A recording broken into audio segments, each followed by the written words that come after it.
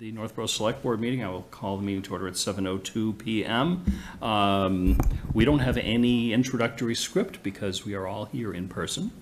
So that's that. With the first item on our agenda, as always, is public comment. If there is anyone in the audience, whether that be, hold on a second. Oh, and I think you need to start the webinar. Unless you want me to do that? Okay, I'm not, okay.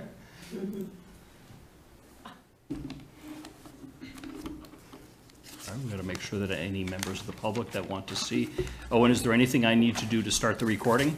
That's it. You're all set. Okay, great. Okay, let me make sure I have the participants window up.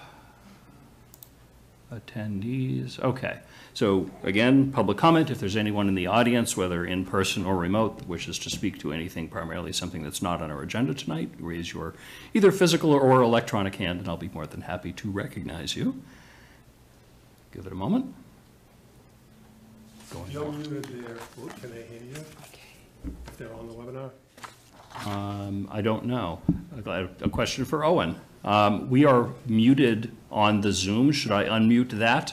Yes. Okay. And the video. And the video. Ah, okay. All you said was, here, you can do everything with the mouse. There we go. So I will say that again. Welcome. We've just called our meeting to order, dealing with some technical issues. First item on our agenda is public comment. If there is anyone in the audience, in person or remote, that wishes to speak to anything, primarily something not on our agenda, now would be a good time. You can raise your physical or electronic hands, and I'll be happy to recognize you. Watching the screen to see if anyone remotely presses anything, and I do not see anything. Going once, going twice. All right, I will declare public comment closed. We will, of course, have another public comment at the end of our meeting. Approval of minutes. We've got two sets. Did you have something? Yeah, I wonder if we can move that to the next item because we've got such a large audience here. Sure, of course. I think that's reasonable. I'm going to make note on that on the agenda so that I don't forget. They didn't come to watch us approve the minutes? Who was going to read every word in the meeting minutes this time? No, only kidding. All right, police department promotions. Tim, do you want to kick us off on this? It's great that you have a huge contingent from the police department here. It's awesome. So you have two. You have one lieutenant promotion from sergeant and then a patrolman to sergeant, which the chief will speak to that one, and I'll speak to the promotion of lieutenant. As you know, the department has a number of policies that it follows. One of them is regarding hiring, and we had a committee. Kristen sat on the committee with two other area police chiefs to go through 3 candidates, and that I interviewed instead of the chief due to the nature of the relationship with one of the applicants. After reviewing both the scores from the committee, the interview process, and the length of service, I'm recommending to the board to appoint William Griffin as lieutenant. I'll entertain any questions you might have. Any questions from the board? Okay, so it was not an easy Yeah. process to go through, given the fact that they're related was tough, but we got through it. We did the right thing. We complied with everything that everybody from the outside world told us to do. Great candidates overall, and I think I'm going to give you a good lieutenant. And at our last meeting, we of course approved a disclosure statement that the chief submitted to us, and which was the appropriate thing to do. So this is not new to not just anybody, but anyone in the town is aware that this was, he was at least an applicant, and I think an excellent applicant. So with that, questions? Is now the right time to commend our police for safest city in Massachusetts? They'll take that anytime. Quite an accomplishment, thank you. And I also want to say that for the three men who are looking to get into their higher positions, I want to thank. I think we have great choices. I'm really happy with the choices that we've made. And keep it up, guys. We have a great team here. Looking forward to working with you for the next couple of years. And I know the chief might speak to this, but the fact that the board supported the budget process and the positions, it's not such a flat organization. People have career advancement opportunities now. You'll probably talk about that, so I'm sorry. But I just need to acknowledge the board's work to support that, so we appreciate that. Okay. Do we want to ask the lieutenant candidate to stand or come forward for the motion that we're going to read? I think that should happen, huh? You can introduce yourself to the crowd. Thank you. William Griffin. There you go. Well, good to see you. Thank you. Congratulations on the motion that we're about to make. Appreciate it. Thank And it's great to see that, I trust a number of these are your family. And a couple of whom I know, many I don't. But it's great that they were able to join. I know there will be another ceremony at the police station at some point in the very near future. Correct, yep. And looking forward to that as well. I don't think there's anything else we need to do unless anyone has any particular questions or comments. We need to make a motion. I'd like to make that motion, Please do. Chairman. I move the board to vote to appoint Detective Sergeant William Griffin as Police Lieutenant effective May 7th, 2024, as recommended by the Town Administrator. Second. Made by Laura, seconded by everybody. I'll give it to Kristen. I'm going to give as many motions and seconds to Kristen tonight as I can. Any discussion? I just think it's great. Congratulations. Thank you very much. I appreciate it. Congratulations. Thank you. Yep. With that, Vote. we need to vote. Yes, and we don't even have to do a roll call vote because we're all here. All in favor, raise your hands. There you go. I see that as a unanimous vote. Congratulations. Congratulations. Thank you very much. I appreciate it.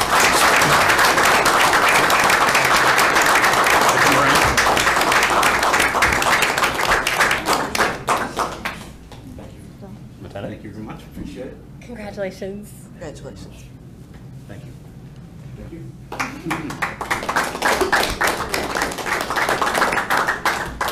All right, and Chief, your turn. Thank you very much. Brian Griffin, Chief of Police.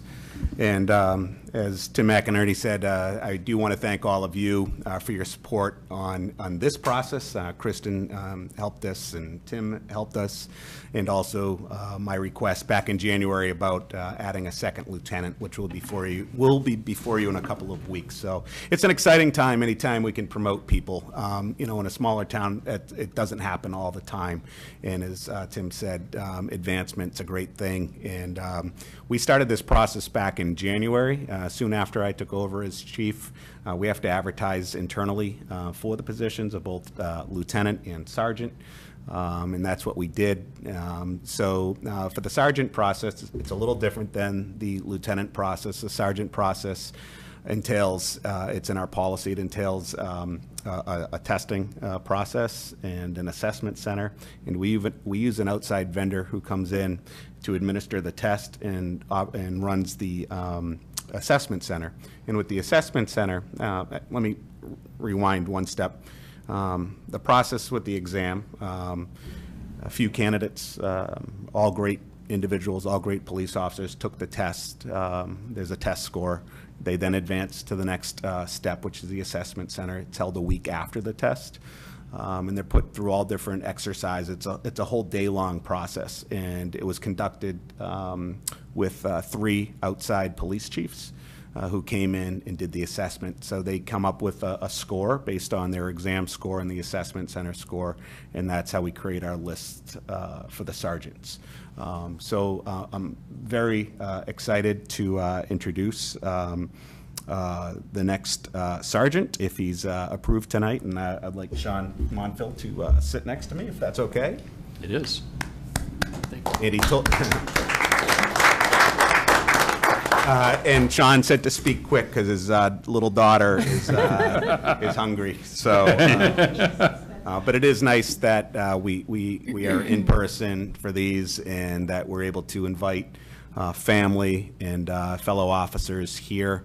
As Mitch said, we are going to have a more formal swearing in and pinning, which is customary in the police work. So we'll be sure to extend that invitation to the select board. And if you're available, that would be great. So that'll probably be in late June. And at that time, we hope to have that second lieutenant too. So it'll be 3 different people who have the pinning. So that'll be exciting. Sean put in for the process and came out on top on all on those categories that I just spoke about. Sean is he's a graduate of Providence College. He started his law enforcement career in 2015 working for the Assumption University Police Department. Great school, by the way. I may have gone there. He was hired by the Northborough Police in 2016. So this is not Sean's first time around this process. And as my memo to you, Sean was before the select board and was promoted to sergeant back in 2022. And then he thought he would go to this other agency because the grass was greener, he thought. But we were happy that it just wasn't the right fit for him. And a couple of days after trying out that agency, he decided Northborough was the best fit for him. And we were so happy at the time to receive that phone call, asking if we would hire him back. And without hesitation, he was hired back. We thought that highly of him and still do. But Sean came back as a patrolman because he resigned. So he had to go through this process twice in 2 years. And he remained humble. I think it was difficult at times, now having people who, he was less senior to them, and he wasn't a sergeant anymore. And that's a tough thing, a tough pill to swallow. But he stayed humble. He worked harder than ever. He studied, and he's a real smart young man. And he, once again, came out on top. And I'm so happy for him and his family that we get to put the stripes back on him, and that's where they deserve. So without further ado, I'm asking that the board consider Sean Montville as police sergeant. Great. Any questions or comments from the board? Say welcome back, and I'm excited about the motion we're about to make. Mr. Chairman, I move the board vote to appoint Sean Montville as police sergeant effective May 7th, 2024, as recommended by the police chief. Second. Motion made by Julianne, second. I'll give this one to Kristen also. This is Kristen's last meeting, so that's why I'm giving her a lot of extra work, or a little extra credit. Any questions or comments before we vote from the board? Any questions or comments from you? Just want to thank you again. I want to thank the chief. I want to thank my family, my coworkers, and it'd be beside myself to say that I wouldn't be up here without the support that my wife had given me, allowing me to study as hard as I did. I know at times it was annoying, and she was wondering where I was all the time, and sitting in the library for hours. It did pay off. And I wouldn't be sitting here had I not had her support. So I just wanted to recognize her and all that she did for our family while I was doing this. And again, I'm very excited to step into this position again. I look forward to leading this department. We have a bunch of great guys, both experienced and new officers here. And I think that we are on a great path. And just as the chief had said, I want to recognize the board for what they've done for this department as well. We wouldn't be in the step forward that we were without you guys. So thank you for all your support. And again, I look forward to serving this town. Thank you. Thank you. Lisa? I should make the comment, when we don't make the comment or say anything, it's not because we're not happy.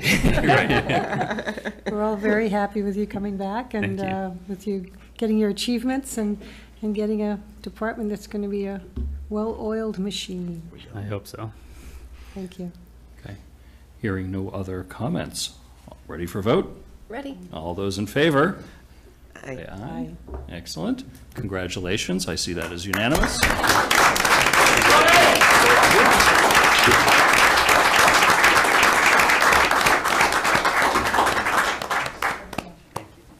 Thank you. Thank you. baby. 6 months. Congratulations. Oh, excellent. Congratulations, Thank Sergeant. you. Thank you so much. Congratulations. Thank you. Welcome back. Thank you, sir. Good to see you.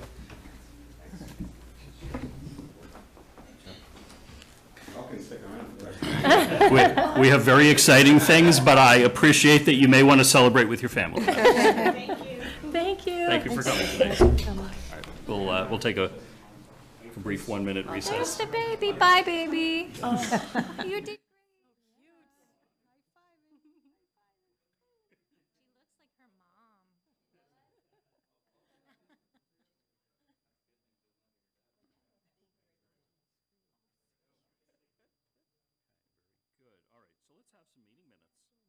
Hard to follow that. We have meeting minutes of March 18th and then March 25th. Okay, can I just, that's not my Yeti cup, is it, Laura? I actually don't think so. It's yours. It's fine. Okay, I don't know where mine is. Oh, I thought I might have left it on that desk by mistake, We're sorry. joking. Okay, I thought this was like a last meeting thing. no. All right, Things that couldn't happen with a remote meeting, right? no, right. My cup's always right here. I move the board vote to approve the March 18th, 2024 meeting minutes as presented or amended? Did we have amendments? That was suggested in case there are Yeah, amendments. I'm just- Yes, I think, I've got some comments. Okay. So I found that in the minutes around Health and Human Services, it talked a lot about my comments about the grant impact of it. I think I had some other comments, but I didn't have an opportunity to go back and watch the Why meeting. don't we just Is skip it them? possible to pass over? We can skip it. Absolutely. Skip it. Okay. I'm sorry. Okay, you made that motion, right? All right, so Yeah. you withdraw the motion? I withdraw that motion. Okay, Thank you. excellent. Okay, totally fine. Are we ready to proceed on the March 25th meeting minutes? Anybody have any concerns just with double those? check on that one.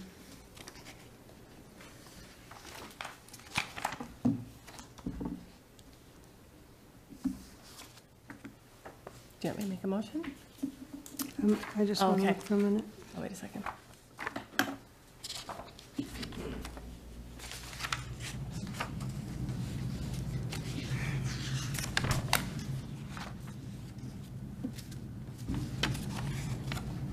It's the one that went until 11:30. I'm surprised it's only 8 pages.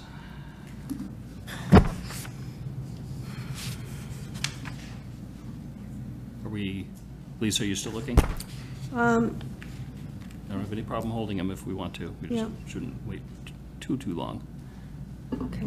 I would say, if you wouldn't mind, Okay. we'll pass to next time, next Okay. visit. Sorry, Kristen, you're not gonna, you're gonna weigh in on your minutes. That You was can write in, Laura's though. anyways. All right, so we are skipping both sets of meeting minutes. I will ask board members that when meeting minutes go out to, get comments into the office as quickly as possible if we have suggestions. And maybe if the meeting minutes are done earlier than the packet, send them out a little bit earlier for people to take a look. Yep, like, I'll make a just to move it along. Thank you. Sure. And I did ask today about what would happen about changing some things. Mhm, And okay. was told that we have to decide on the amendments to have them changed. Is that true? If we make the changes at the meeting, then we have to, it has to be either an amendment to a motion or just move to approve as amended. Okay. So we all are in agreement that if they are comments particularly related to something that you said, I think it's probable that whoever is, I think it's Angie that does the meeting minutes now. Linda. Linda. Yep. Will, as long as Linda agrees that that's consistent, then it just gets in there and we get a new version of it. And then Okay. that would just be a straight approval. Do you get it in advance? We get it in advance, though, like if we make a change, you get it in advance before it gets printed? And then, I get everything the The same same time time? everybody else does. so that's at the meeting then? Well, Oh, it's in your Yeah, packet, it's in so the- Friday. Oh, Friday, yeah. Yeah. yeah, Friday. it's in the packet. All right. I guess the question was, like, if the comment that we want to update is our own, Yeah. we do that just in an email to I would the town, and suggest- if it's a public, like, if there's something else? No, I would suggest in any case, if you have suggested corrections or Okay. adjustments to meeting minutes, let the office know as quickly as possible so that a new version could be generated for consideration at the meeting that we all have a chance to see. Okay. That sounds Sound reasonable? Yep. Okay. Thank you. Thank you. Okay.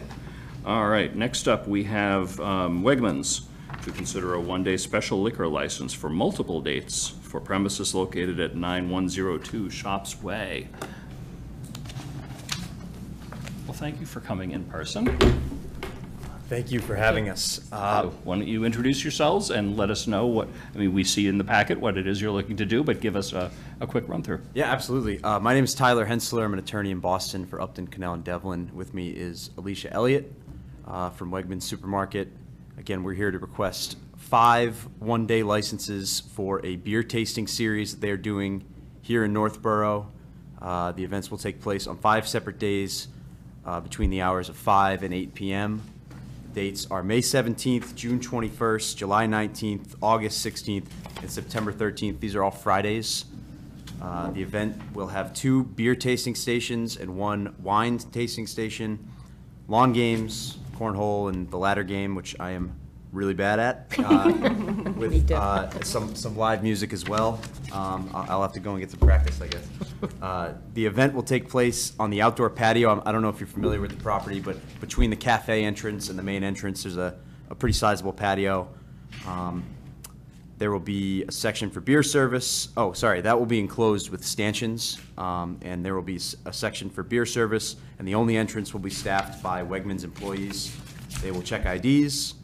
Anyone who's over 21 will receive a wristband, and each person with a wristband will be given no more than 8 tickets, which are redeemable at the 2 beer service stations manned by trained staff, provided by the suppliers, for a 2-ounce pour. So 8 times 2. I'm a lawyer. I'm not very good at math, but that's 16 ounces. That's just a pint of beer. So, you know, they're very responsible. These, of course, are provided free of charge.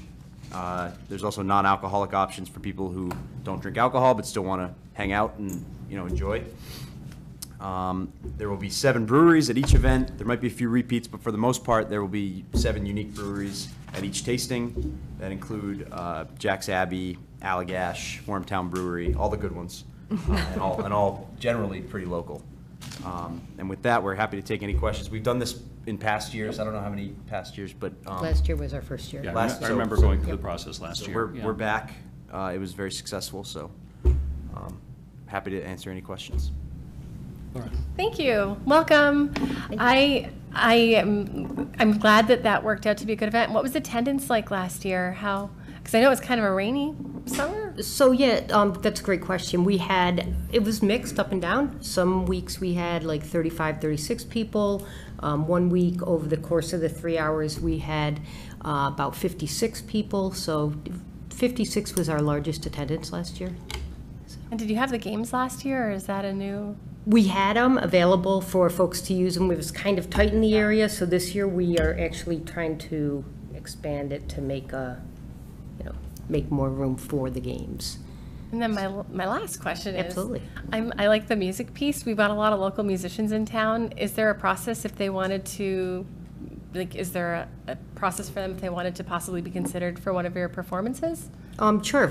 I'm actually the one who have been hiring all of the musicians, so I found them through local pubs, bars, breweries that I've talked to, and they've given me names. If they're interested, Great. they can. I can leave my card, That would be great. and they can reach out to me. We have some excellent open mic nights Yep. here in Northborough where I'm sure you could find some good talent. I go to a lot of them, so I may be able to tell you when they are. The First Parish Church has it on the first Friday of every month. Trinity Church has it on the third Friday of every month, but they're done for the summer. You might be able to find some videos online, and the American Legion has them most Wednesdays. That's great. So Thank I mean, you'll find some really, really good musicians. And Yeah, we've been pretty diverse lucky selection of them, yeah. to find them. Word of mouth too has been great. Like one musician will play and he'll tell, I'll ask because maybe I couldn't get someone or something for the store, so Okay. not available. But yeah, that's fantastic to know. Thank you. Great. And I'm assuming you're doing this so that you will bring more people into your little area that you sell beer and wine and that sort of thing. I mean, it's a promotion to get people more motivated to come in and come to Wegmans and make it their Yes, to understand what we offer for beer. We want folks to know that we have a lot of local breweries. At the wine that, some of the wines we offer as well as non-alcoholic. So it does help customers come in and get to know us a little bit, because it's the people that are managing the outside are the people that work in the store. So just to get to know us and invite them in and enjoy an event on a Friday evening in the summer. Great. Well, thank you very much. You're welcome. I do love that you're going to have some non-alcoholic options too. I like that inclusivity, so. We do non-alcoholic at every event we do, especially today's day and age. Yep. Everybody really is, non-alcoholic is a upward trend. So we like to make sure that folks have that available. Awesome, thank you. I don't see any letter in here from the police department, so since the police chief happens to be behind, any concerns? I've reviewed the packet. We have no concerns. We've worked with Wegmans. They're fantastic to work with. Some of the things we look for is to make sure there's separation between the outside people and the people who are in the event, and they've addressed that. The servers are going to be tip certified, and we have no issues. Excellent, thank you.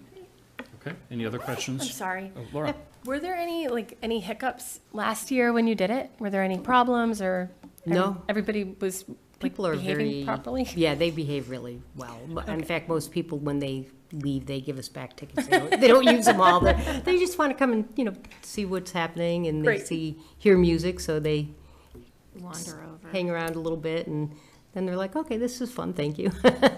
Great, I look forward to We it. didn't have any. Makes grocery shopping fun. So how are you advertising?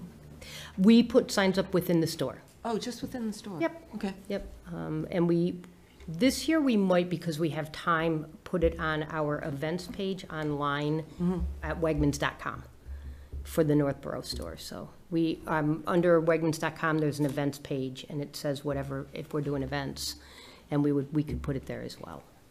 So those are the only two ways we really advertise. Okay, thank you. You're welcome. And thank you for doing it. Yeah, you're sounds like welcome. fun. It's fun. Hearing no other questions, this isn't a public hearing, but as always, if anyone in the electronic audience has any comments or questions, raise your electronic hands. Seeing none, I'll entertain a motion. Mr. Chair, I move the board vote to approve the application for a one-day special license as submitted by Wegmans for events to be held at 9102 Shops Way per the approved floor plan as submitted with the application for the following dates: May 17th, June 21st, July 19th, August 16th, and September 13th with the following conditions. The license shall include the 24-hour period immediately before and after each event in order to allow for the proper delivery and disposal of all alcoholic beverages. Guests shall have identification on their person, and those who are 21 years or older will be given wristbands. Proper signage posted and approved barriers installed notifying guests that alcohol must be contained in the designated areas only. Satisfactory inspections shall be performed prior to the start of the first event by the fire, building, and health departments. Second. Thank you. Okay, is there a second? Yeah, Julianne. Oh, Julianne second, I missed that. Motion made by Laura, seconded by Julianne. Any comments or questions? Hearing none. All those in favor? Aye. Aye. Aye. Here's unanimous. I'm going to call a 30-second break because I want to ask Owen a question. Thank you.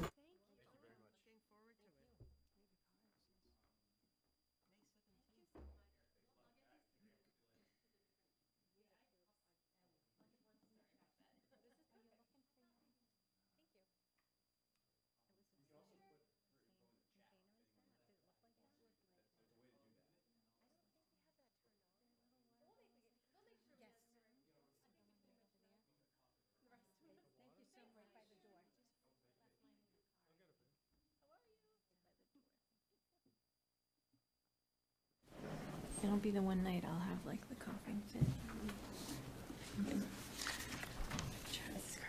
Yep, perfect, thank you. I was alerted that the YouTube live stream hadn't started. We're being recorded, but it wasn't going on YouTube. I think that's getting set up right now. So I Okay. apologize for people who aren't watching us are not able to watch us. I'm glad But somebody let us know. the Zoom is working, and it's being recorded, so it will go to YouTube, but the live stream wasn't there. So hopefully that's going to get sorted out. Why don't we continue along? Next up, a somewhat similar request, Tugas Family Farm to consider a one-day special liquor license for multiple dates for premises located at 234 Ball Street. Hello. Hi there. Welcome. Hi, thanks for having me. Sure, why don't you introduce yourself? And we have the information from the packet, but give us Okay. a quick overview. All right, Good. my name is Carrie Ward. I'm one of the managers at Tugas Family Farm. Similar to last year, we're requesting a series of special day permits to serve beer and wine for various weekends throughout the season.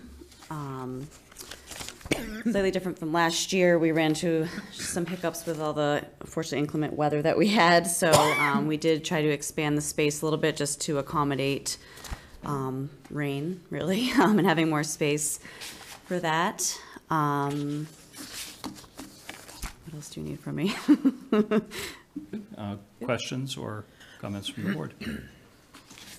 I'm sorry the weather didn't work out last year. It's okay, it's always Did you something. still get people that were able to make it? We did, it was just, it pretty much rained like one out of every weekend day, so, you know, we got one day out of it, but it was a good,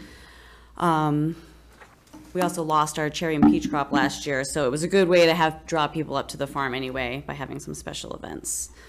So similar to last year, we also had that cold snap a couple weeks ago. We didn't like lose crops entirely, but we're still kind of waiting to see. So we are trying to find ways to diversify. We've been doing like extended ice cream hours. We're doing a Mother's Day event. So just trying to find more reasons to bring people up to the farm and expand the offerings that we have for our guests. And you, Grateful to have the farm, so I hope that we can help support Yeah. expanding and diversifying. Sorry, I didn't mean to interrupt you. no, I was just going to ask, you used to use some of the fruits and stuff to help with making different beers. Are you still doing that? Yes, so last year we did work with Stone Cow for all of our split blueberries that we're splitting. We gave those to them, and we probably will work with them again. We've also have some other breweries have reached out, so it's a really good way when we have like extra fruit or things we need to use. And we also are hoping to I know there was mention of like the non-alcoholic beverages do like Tugas fruit like refreshers or something, so use our fruit in some kind of like non-alcoholic refreshing drink. Yeah, no, it's great. I can't wait to try them. Sorry. I was just Oh, gonna ask if sorry. there were any, Sure. were there any challenges last year? Any like Um, problems from the event? No, I mean, it was pretty, we didn't really have too many crew. It was like one day that was like really busy, but we were able to have like extra staff come on that day, but everything ran smooth. I mean, we had since it was our first year with our insurance company, they also were requiring us to really be diligent about keeping track of like how many people we were serving to make sure, you know, our insurance, we had the right policies and stuff. So, you know, I think we had a good system with like wristbands and having a count every day, making sure we had, I mean, just like the town, they want to have like all the signs and keep things designated to a certain area. Had a lot of tips staff on hand. I tried to just have like everybody get it that was working in food service, so we weren't limited, or if I needed an extra person to be aware, help monitor and stuff. And will you two be having music as well? We don't have anything planned right now. We did add some speaker systems around the farm, and I'm working with, there's like a Sirius Business, or like Neptune Radio is actually like a specific agricultural, it's kind of like farmy music that you can subscribe to. So we're doing that, and then we might, you know, add music here and there. Last year I ended up having the music we had with some of my employees that I found out were in bands, so they got to play. That's great, that's great. Did you find when you had it last year that there was a good uptick of people coming in? Yeah, I mean, we had, without the cherries or peaches, we just had a really long July, like long blueberry season and into August. So we had like the Donut Days of Summer, which is kind of like an event we made up, and it was like the last hurrah before school kind of went back. And so we're probably going to do that again. So we were able to be creative with some ideas. A lot of ice cream sundaes. I already looked up National Ice Cream Day, Sunday. We're gonna do a Sunday fun day. I've seen some of the polls you've been doing, which Yeah, flavors are gonna I know. win. We have a Neck and neck for some options. we have a new team member who's like really helping us kind of get our act together with something. So it's great. Great. That's Well, you good. generally do a beautiful job.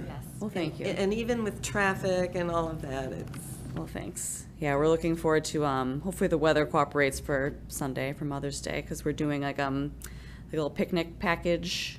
I think right now we have almost like 100 groups almost signed up, so I'm like, okay, gonna start baking, I guess. Similar to the last application, we'd love it if the police department could let us know if there are any concerns. Terry and the two, again, like Wegmans, they're great to work with. I went up there personally a couple years ago to review their permit originally. We offered some suggestions, they took our suggestions, we've never had any issues up there, and I have no issues Great. going forward with this. Okay, thank you. Unless there are any other questions, I'll entertain a motion. I move the board vote to approve the application for a one-day special license as submitted by Tugas Family Farm LLC for events to be held at 234 Ball Street per the approved floor plans as submitted with the application for the following dates: June 15th and 16th. Do I read the rain dates? I know. It's a lot of them. I'll just read them, because you guys are going to miss me, so. Rain date, June 19th and 20th, June 22nd and 23rd, rain date, July 20th and 21st, June 29th and 30th, rain date, July 27 and 28th, July 6th and 7th, rain date, August 3rd and 4th, July 13th and 14th, rain date, August 17th and 18th, and also for the following dates with no rain date: August 31st, September 1st and 2nd, September 7th and 8th, September 14th and 15th, September 21st and 22nd, September 28th and 29th, October 5th and 6th, October 12th, 13th and 14th, October 19th and 20th, and October 26th and 27th. Second. Oh, wait a minute. You have to read Do I more. read that part Yeah. too? Okay. I'll pause it. Pause that, yeah. The license shall include the 24-hour period immediately before and after each event in order to allow for the proper delivery and disposal of all alcoholic beverages. Guests shall have identification on their person, and those who are 21 years or older will be given wristbands. Proper signage posted and approved barriers installed notifying guests that alcohol must be contained in the designated area only. Satisfactory inspections shall be performed prior to the start of the first event by the fire, building, and health departments. Second. Excellent. I had a question for either of you, I guess. When do a collection of one-day liquor licenses become a necessity to just get a liquor license? They're allowed 30 per year, Ah. 31 days per I year. figured there was a rule and you knew it, so thank you. Yes, because it was a whole, we were trying to apply for our general premise license this year, and for a series of reasons, we was just kind of came up to the line where we didn't think we were going to do it in time. So we took out like the max amount of days, and I did talk to Linda, because I know she had to go back and forth with her contact from the ABCC about the rain dates and stuff like that. So we're hoping with this, after the last one is done, to submit our actual license and go through that process. Good Excellent. question. Yeah. Yeah, thank you. And do we have one available? Yes, No we do. limit, right? No, we have a quota, but we have several available. There's several left for that. Liquor licenses. So when you say, sorry, just a point of clarification, we have several licenses available for these temporary events, or if they wanted to Well, have we a have permanent license? licenses available that are for beer and wine, Yes. and it would be considered a general on-premise. Okay. I didn't realize we had any more left, because I thought that there was only one after the White Cottage application last year.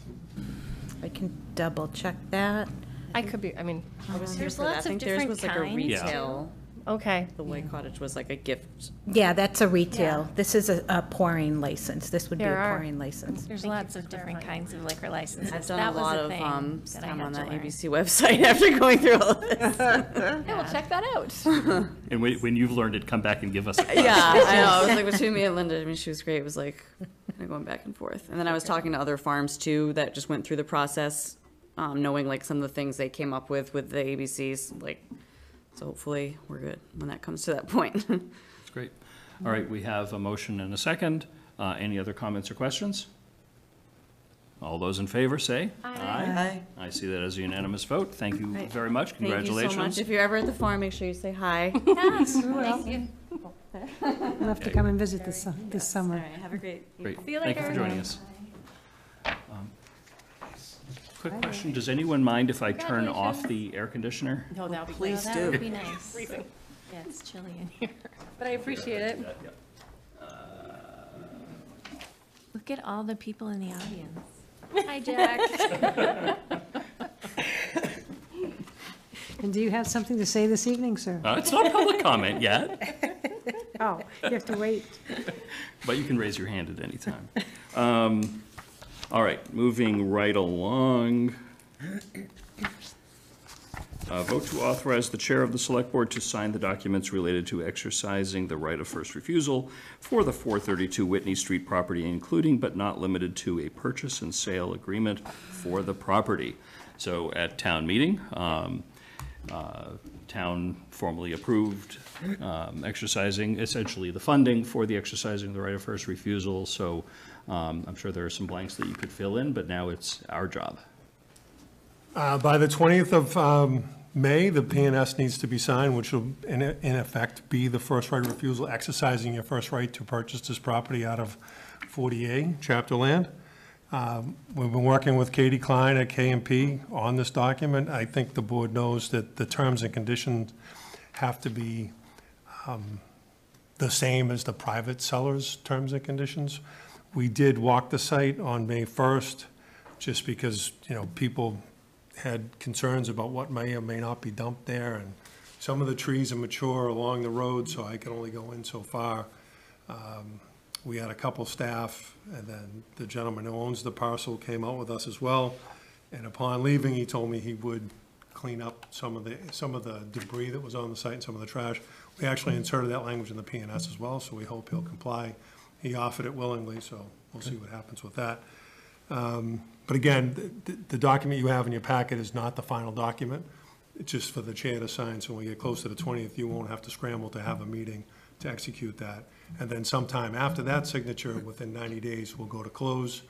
I will by the 20th, when the chair signs, we'll have to give them a check for $50,000 as a bona fide offer. And then we'll continue. We've already done all the title work. It's clear. We know where all the easements are. We know where the boundaries are. But we still have that time for due diligence after we exercise and sign the PNS. And we'll close in person. It's to our leisure, if you will, where we close, if we do it electronically, but I would prefer to be at the Registry of Deeds to close at the physical place where that deed will be recorded. Sounds good. Lisa? So I was reading it and wondering what we do with the tax difference since December, I believe. He took off the farm standing for the tax relief, and that he owes the difference from when he first put it on till now. He's current to date with his taxes. Not his regular taxes, but the differential between the farm percentage and what the regular would be. That was around $90,000 or something, No, $92,000? that's the other parcel across the street.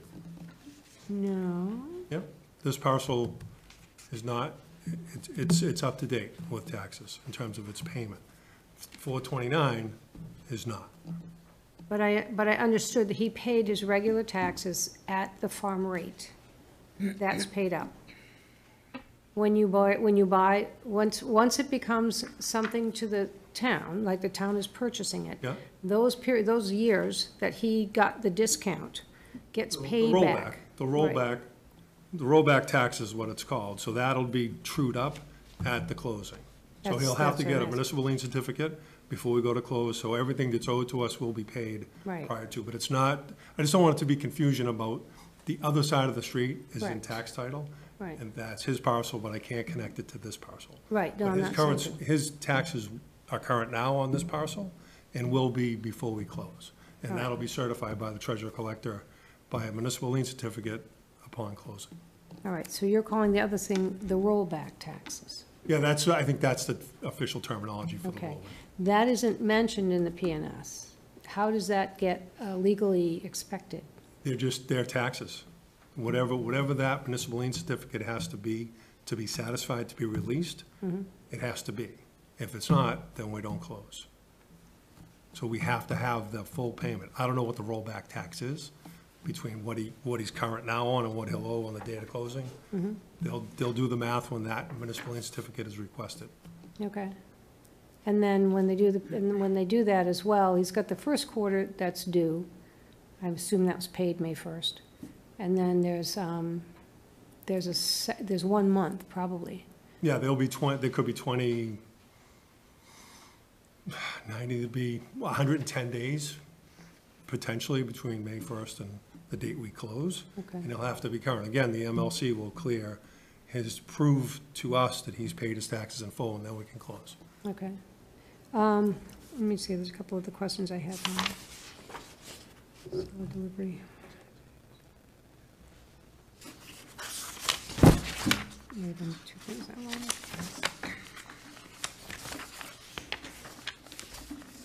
Can I ask a question? Absolutely. Could you, I'm not quite clear on this rollback tax. He paid, when you were in chapter land, you Yeah. had one valuation, and then if you can use it as commercial, it's a higher valuation. So when he asked to pull it out, there'll be a difference from whatever date that was, I don't know what it is, to the date we close, and he'll have to true up from that old value to the new value. But in this case, it's not a lot of time. No, it's whatever the Months? time was from when he first went in to the time Right. that it comes out. Okay. So I mean, I can get that separate apart from this. I don't know the exact, I had to talk to the assessor and the treasurer collector to get the exact. But we're gonna have that before we close. Right. Okay, thank you. Yeah, I just don't know the exact detail. No, it wasn't the amount. I just didn't understand the whole concept. Well, it is convoluted, but it's the difference in value from when it was chaptered to when it could be developed commercially. Right. Okay, thank you. And then this, again, the chair will not sign until council says. Right, yeah, It's I won't what touch the anything. community Yeah. wants to do. Yeah, until council says this is ready to be signing, nobody signs it. Much like you did with the PPA last week. Yep. Laura? I'm sorry, Lisa, are you all Go set? ahead, Laura, I'm gonna try to reframe my question next, so go ahead. Okay. Thank you. No problem. So what type of timelines are we looking at now? So we'll sign the That's PNS by the on May 20th. 20th, and then what are the next steps? 90 days from then, we'll go to close. And then how long does the closing take? What's 90 days after the 20th, so August 10th, maybe? I guess, were those the same timelines was it 4 Church Street when we sold that property? Was that 90 days? And is that completed? No, we don't have the PNS signed for Church Street yet. That'll be coming up probably in our next Yeah, the agenda. 20th. I'm trying to get Church Street and 4 West Main for the dentist office to you for the 20th. Okay, thank you for clarifying that.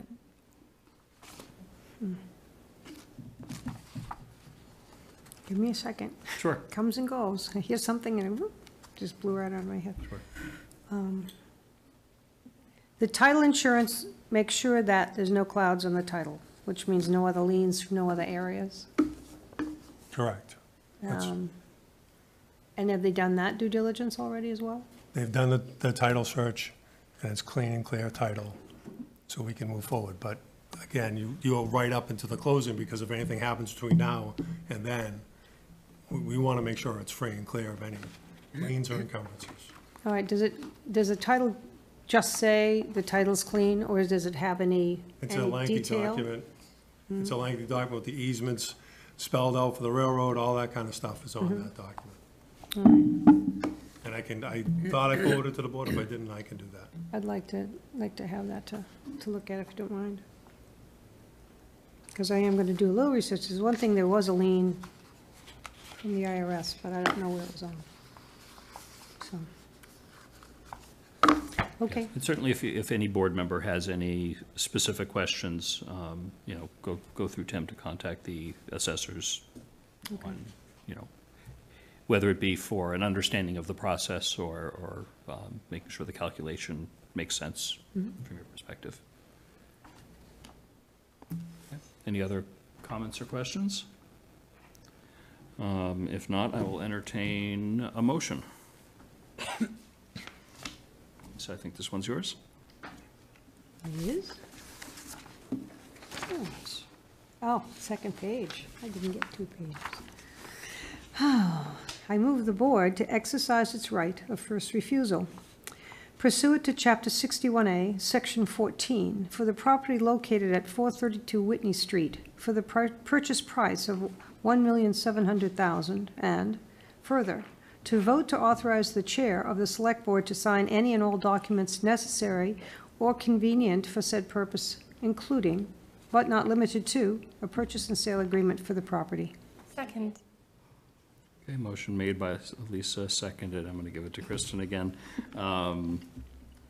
For that, any other comments or questions?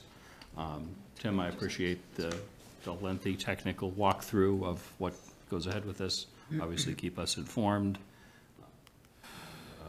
Hearing no other comments or questions, all those in favor?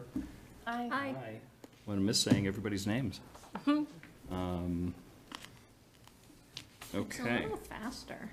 Yeah, oh yeah. Select board name change. So I asked, I put this on the agenda for a couple of reasons. So you may remember at last year's annual town meeting, the town approved changing the name from Board of Selectmen to Select Board. And as a result of that, we sent something off to the state legislature. They approved, they actually passed a special law to enable this. And so the name change is official when that was approved in January, December, I forget exactly when it was, sometime over the winter. As part of that, we have all of our bylaws, which say Board of Selectmen all over the place. So they gave us the authority in that same legislation to, instead of having to go back to town meeting and having a really, really long warrant article of this change and this change and this change and this change, they gave us the permission to go ahead and just change it in one swoop, one quick vote. So I wanted to do that after town meeting with the expectation that some bylaws might be changing at town meeting, which of course they did. So that hopefully it can be a simpler process from the town clerk's perspective to go ahead and make these changes at the same time. Andy knows this is coming, so this isn't a surprise to anybody. And the people that he works with for these things will be able to take care of that. The other reason is I wanted to make sure, since we did this with this particular organization of the board, it was certainly, even the new members were certainly a part of that. I wanted to make sure to do this before Kristen departed. Thank you. So that was very important as far as the timing of this goes.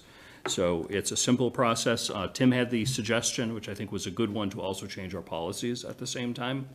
So that's part of the suggested motion, is our policies also make mention of Board of Selectmen, and this would make the same change at the same time. And that we can do easily. That doesn't require legislative approval. And can we add new policies while the door's open for this, or change policies that we have? We can do that at any time. Yeah, we don't need anything special for that. That is something I would like to do. Now we're sort of, we've got a town administrator and an assistant town administrator. I think we should have a clear policy book, and I don't even think we have a policy on how to adopt policies, which most towns have. I know that sounds kind of crazy, but it's actually a good process to have. So that's something that, I hope we can do in the coming year, is formalize that process and take a look at gaps in policies we might want to update. All set? Mm-hmm. Okay, Laura. Yeah, thank you. So I'm familiar with the charter, familiar with bylaws. Is there a policies book? Where can I access that to see our policies? So on the town website, the same part where you look at town code. Yep. It is the last section of it. I don't remember what it's. I don't remember seeing that before. It's there. Hold on. If I can get my internet to work here. Code. Pardon? Chapter 9. In the charter is chapter 9, our policies? It's, regulations and policies, part 11. Okay. Oh, 11. Regulations and well, let's see. Yeah, part 11 and 12, regulations and policies is 11, regulations and policies of committees and commissions is 12. Okay. So somewhere within there And that's someplace. from the main town website? That's in the same section as town code, so the same place we would look for the charter and the Yep. bylaws. It's just a couple of those that are broken out there. Thank you. Sure. And those are policies that this board in years past have passed. If it's not too much paper, could I possibly request a printout of that one? Would that be okay? Oh, yeah, I think it's a good idea. Thank Maybe you. two? Maybe two, and I can mark it up. Yeah. Yeah, no, I definitely think this board is past due for taking a look at those, because many other towns have a lengthier set of policies, and it's a more formal process to go through and make things change. The school committee has a process that I have used before in another town, where you have to have like 2 or 3 readings of a policy before it becomes official. You can have an emergency bypass if you need to quickly change a policy. You know, Tim, you may have had experience with processes like that elsewhere. I think it would be good to formalize that and make sure everybody is aware of those. There may be some that just need to get updated and cleaned up in general also. Okay. I look forward to it. Okay, excellent. Policies are fun. Okay, any other comments or questions? I have a Yeah. comment about the select board thing, so I would just like to say that you keep giving me credit for it, but when I was running for this position, I had a meeting with Julianne Hirsch at her kitchen table, and she said, "Why are we still Board of Selectmen? All the other towns are changing to Select Board." And that was the first I had heard of it, really, like, that it was a thing to talk about. And all of a sudden, it became really important to me, too. But it never would have come across my mind if it wasn't for that passionate conversation with you. Oh, So- thank you. So I think Julianne should get the second on this one. Okay. Or vice versa, honestly. But anyway, I move the board vote to amend the general bylaws and zoning bylaws of the town to revise all references to the Board of Selectmen and selectmen to the Select Board and Select Board members, and to further amend the Select Board policies of the town to revise all references to the Board of Selectmen and selectmen to the Select Board and Select Board members. Second. Excellent. Motion's Twice. Motion's been made and seconded. Any other comments or questions? This is definitely a yay Yeah, one. this is good. This is one of those things that could have and should have been a lot easier and happened a long time ago. Doesn't matter. It's happening now. And we got it done, and I, certainly thanks to town meeting's approval. Thank you to all 3 of our excellent legislators for ushering this through, and getting that through the legislature, and the governor for signing it. And I wish I could have gone to the signing and, got the pen or something like that. But this is a simple thing, but a good thing. It's a really good thing. Any other comments or questions? All those in favor? Aye. Aye. I see that as unanimous. Thank you very much. Discussion regarding the recording of additional in-person meetings. So I put this on the agenda. We had there were a small number of meetings over the last couple of months that maybe they weren't traditionally taped or whatever it was, but part of it is also we have this great new equipment in here. We have this in this room, which can completely self-record, and I think did you do one in this room? And then downstairs, we all have a very similar piece of equipment down there that I think Design Review, you Yeah, had a we did meeting too. recorded. That it sounded great. Yes, yeah. So, was A very lot of happy about focus. that. What's that? Looked a little out of focus when I looked. Yeah, it's tough for one camera to just get everything, so it's always gonna be a little softer, and the audio isn't gonna be just like there's a microphone in front of everyone.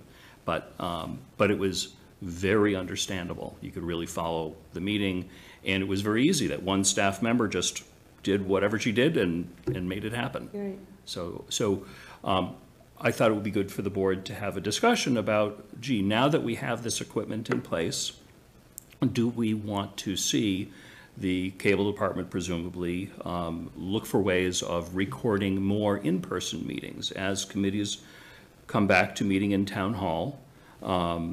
Traditionally, some meetings get recorded and some meetings don't. We, through the town administrator, oversee the cable department, who put this great equipment in place, and have the people that can do these things. And some don't even need the people, the cable department, to do the work, because this equipment is easy to use. Are we interested in expanding that perhaps to more or even all in-person meetings to get recorded? And then, if so, the suggestion that I would have would be to ask Tim to go ahead and then work with the cable department on how would that actually work, to make sure that, is there any additional equipment that might be needed? Probably not, but maybe. Do they need additional personnel or staffing? Again, probably not, but maybe. And it might be a matter of looking at, here are the committees that don't get recorded now, and how would they go about doing that? And then Tim would come back to us at a meeting in the very near future to go ahead and say, yeah, we're ready to go ahead, or we're ready to go ahead if we do X. Laura? I love the idea. Thanks for suggesting it. My question is, from a staffing perspective, is that going to be feasible for our cable You're in discussion committee? about it. We haven't done any research at all. I mean, I've talked to Dana. I think we can do it. Okay. It's just a matter of, it goes back to the policy. If the board wants to set a policy that all meetings that are public should be televised, and you give that directive, we'll find a way to get them televised or Which I recorded. It might not go live. You don't have every channel, but you have YouTube that you can use. Yep, and I greatly appreciate that, but I don't want to, push us into a corner if it's going to negatively impact the cable team that are No, already. we'll have to do some analysis, but Yeah. again, I think it's important for the boards that either you appoint or that are appointed by some other mechanism, that it's the executive board making the policy that all those boards and committees, regardless of who they're Yeah. appointed by, are to be recorded, taped, and broadcast. I would love For me, that. that's a bigger policy issue that the board should consider. We'll figure out the logistics of getting them on some recorded device. I appreciate that. So tonight, we would just say, we would like you to get more information about how this could be done, Yeah, correct? based on what you talked about, can you do this? Yep. Given our resources. Yeah. Or what will it take to actually do it? And then Tim would, if we are interested in doing this, which I am seeing a lot of nodding, Yeah. so I think we are, but I thought it was good, rather than send Tim off to do some work and Dana off to do some work that maybe we weren't that interested in.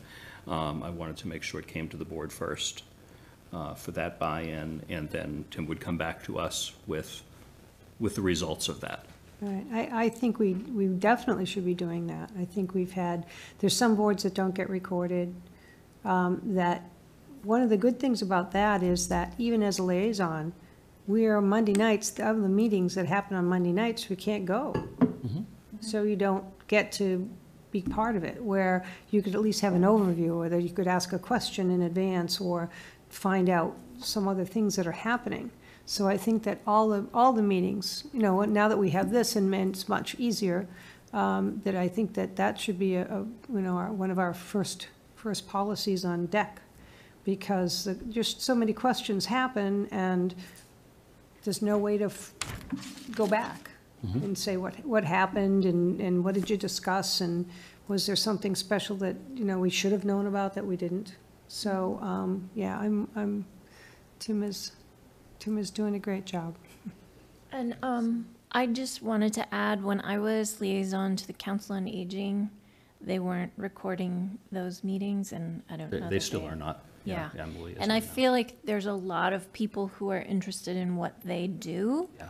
who maybe aren't as able to get out, especially Yes. at night and that kind of thing. So, and I know they meet usually at the senior center, but, so it might be another, a little more complicated or whatever, but I really think even if it's just with that example, that would make me say yes. And they got a grant to buy essentially the same equipment, Good, the great. TV with a camera gizmo up on top. like Is we that have called here. an owl? That is not an owl. It's similar to an owl, but it's made by some other company. Okay. And they already have cameras down there, it's already set up. In the big room, they have Yeah. some great AV stuff. It's not linked in with Zoom or anything like that, but they meet in a different room. But I don't know if they have it yet or, No, just sign the okay. Sign the So stuff. they'll have it very Last soon, week. yeah. So would it be put in the Dull Men's Club room, or would it be in where would they actually? The room that they Yeah. meet in. I think it's in the like first meeting conference room on the left, Yeah. is where they normally meet, but I'm not sure which room it's called. First, don't they do like taxes there right now, right? Yeah, well, it'll be on a rolling cart, so it will be, Oh, my assumption is it's going on a rolling cart, like this one and like the one downstairs here. Downstairs, yeah. That's usually how those are set up, Okay. so it could be used anywhere. I just have two more quick things to Sure. chime in. I think in the spirit of helping people understand what's going on, I love this idea, because a lot of times people will call and ask, about a project. It would be nice if I could point them to some of these recordings. The other comment is, I don't know what our policy is for retaining data, but if we're recording everything, it's gonna grow our storage environment very quickly. So I don't know if there's gonna be a cost associated with that as well, or what our retention policy is for these recorded videos, or, I mean, they go on YouTube.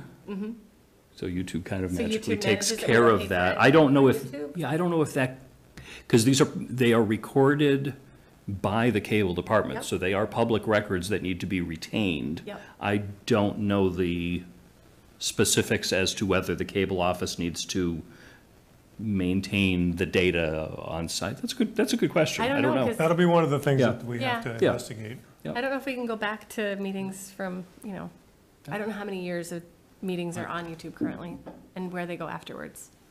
I'm sure they're archived, I'm sure they're available. Yeah, there's a service called archive.org, which is the Internet Archive is what it's called, and some cable departments, including the town that I used to live in, put everything there also. You can go back there and look at really old meetings of me before beard and more hair and stuff like that, and they'll be there forever, because their intent is, the Internet Archive, they want to keep something forever, so that's a different type of an archive, but I think that's something I would love to see us take Yeah, advantage of too. do we have that now? We don't do that Okay. now.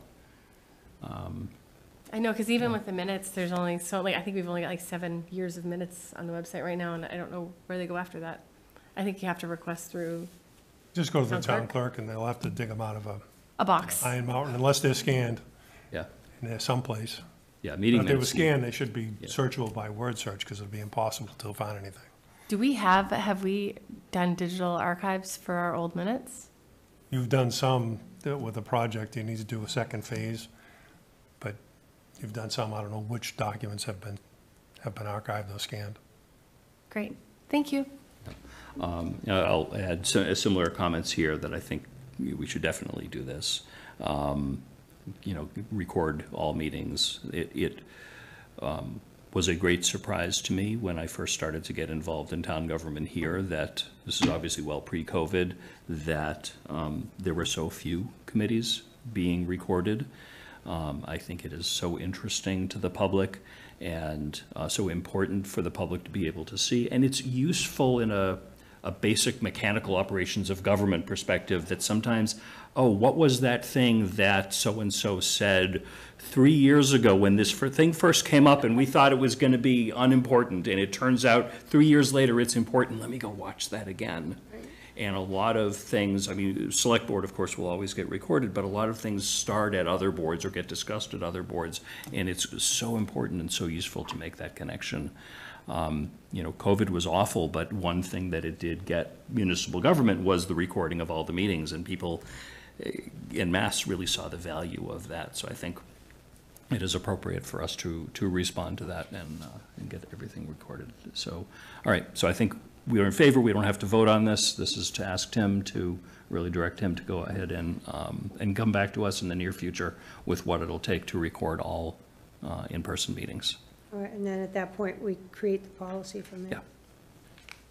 Thank Yeah, I'd you. like to bring the draft policy with me at that time. Yeah. So we could just, get it all on one or two or three pieces of paper. And it's pretty simple because the committee that is meeting doesn't do the recording in a general sense. This is something, generally, it's either a staff member or the cable department, and it's the cable department providing the equipment. Anyone can record a public meeting, so we don't need to direct, say, the Appropriations Committee to record their meetings, because they're just going to meet the same way they always do. It is then the job of Tim and his staff to go ahead and get it recorded. And because Appropriations doesn't need to do anything and doesn't need to give any, doesn't even say, okay, do it. Right. Because anyone can show up. Right. You know, any member of the public can come in and record any public meeting. So this is just, we're going to make sure that actually happens. Yeah, well, you know, there's a lot of committees that have been meeting for a long time without being televised, so Yeah. to get them to know that that is Yeah. the way to go, and we're going that way, Yeah, Yeah. who knows what that'll take? They're not used to it, but yeah, we got to let them know it's going to happen. Right. yeah. Good. Okay. Great, I think Very that's good. a great idea. Thank you. Next up, discussion regarding Code Red announcement follow-up. So we decided a couple months ago that we would do a Code Red announcement in advance of town meeting to get people to town meeting. I was asked to use my voice for that, which I did. And that was the worst part of it, of course, is everyone saying, Mitch, I heard you on my telephone, you're telling me to go to town meeting. I mean, my perspective is the feedback has been really, really positive. We had said we wanted to talk about it afterwards, once we got some feedback. I got one negative email from someone that contacted me that didn't like it, that thought that it should only be used for emergencies. And I know the fire chief, who was the recipient, you know, it looks like it's, the emails, it looks like it gets sent from his address, so he gets the responses. He got one or two. I don't know if you heard anything I else. haven't got anything, just the chief's memo of who Yeah. he heard. But I heard a lot of positive from that. Turnout was amazing. Yes, Who sent us the picture of all the people in line at town meeting? That was posted online. yeah, That's somebody the big posted line. that on social media. That's That was an that's an issue. incredible Yeah. photo. I I mean, know. it's an issue that it was, and Yeah. they can, whatever, work on that, but the fact that there were that many people trying to, I mean, it just gave, like, in the big auditorium, seeing 300 and, what was it, 65 or so people sitting there, it didn't look like as much, but when they were all in a long line in the high school Yeah. parking lot, Yep. that was amazing. Yeah, so we wanted to increase turnout, and I think this was one piece that did. The signs that went around town, all of the social media, all of everything, some of it is certainly just the articles that were on the warrant attract some people.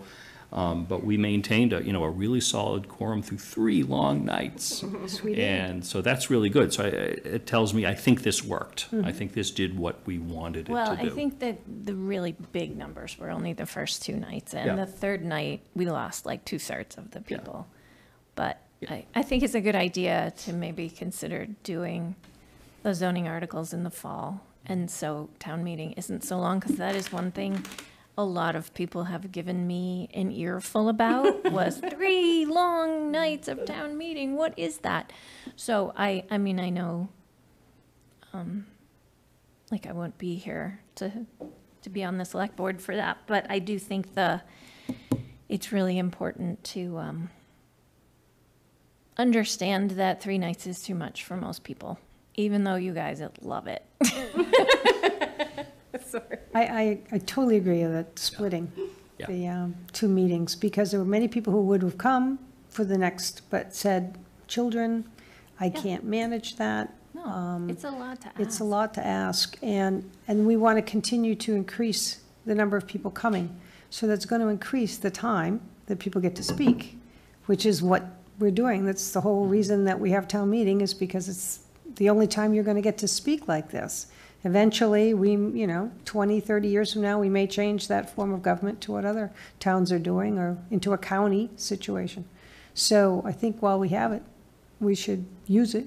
And I think that, it was great having the numbers behind you to know how many people were actually there. I was like, oh, I could turn around and go, oh, look at that, there's 360, 61, 62. Oh my How many God. people voted? Yes, Yeah. how many voted? It was just, it was, and people were probably there who didn't vote too.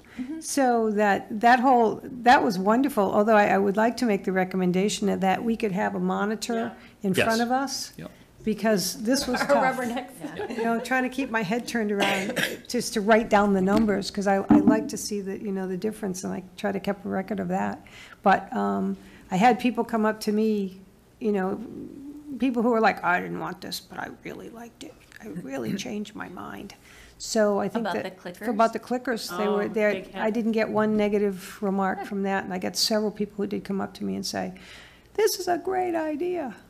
And I said, yes, indeed, and I like the lanyards. You didn't have that lanyard, Oh, you the might have lost lanyards that are great. baby. Yeah, so. Yeah. I So, felt good about so that. Tim asked the board to provide, I think through Angie, any feedback on town meeting from board members. So, you know, I'll relay that to the public, is that if, you know, anyone has any suggestions on how to improve town meeting, send it, you know, to, whether it be to the board or directly to Tim or to the office. As, you know, as they get collated and improved. I forget who mentioned the zoning in the fall. That's something a lot of towns do. We don't have a traditional a special town meeting. Every meeting is either an annual or a special. So a fall would be a special, even if it happened every year.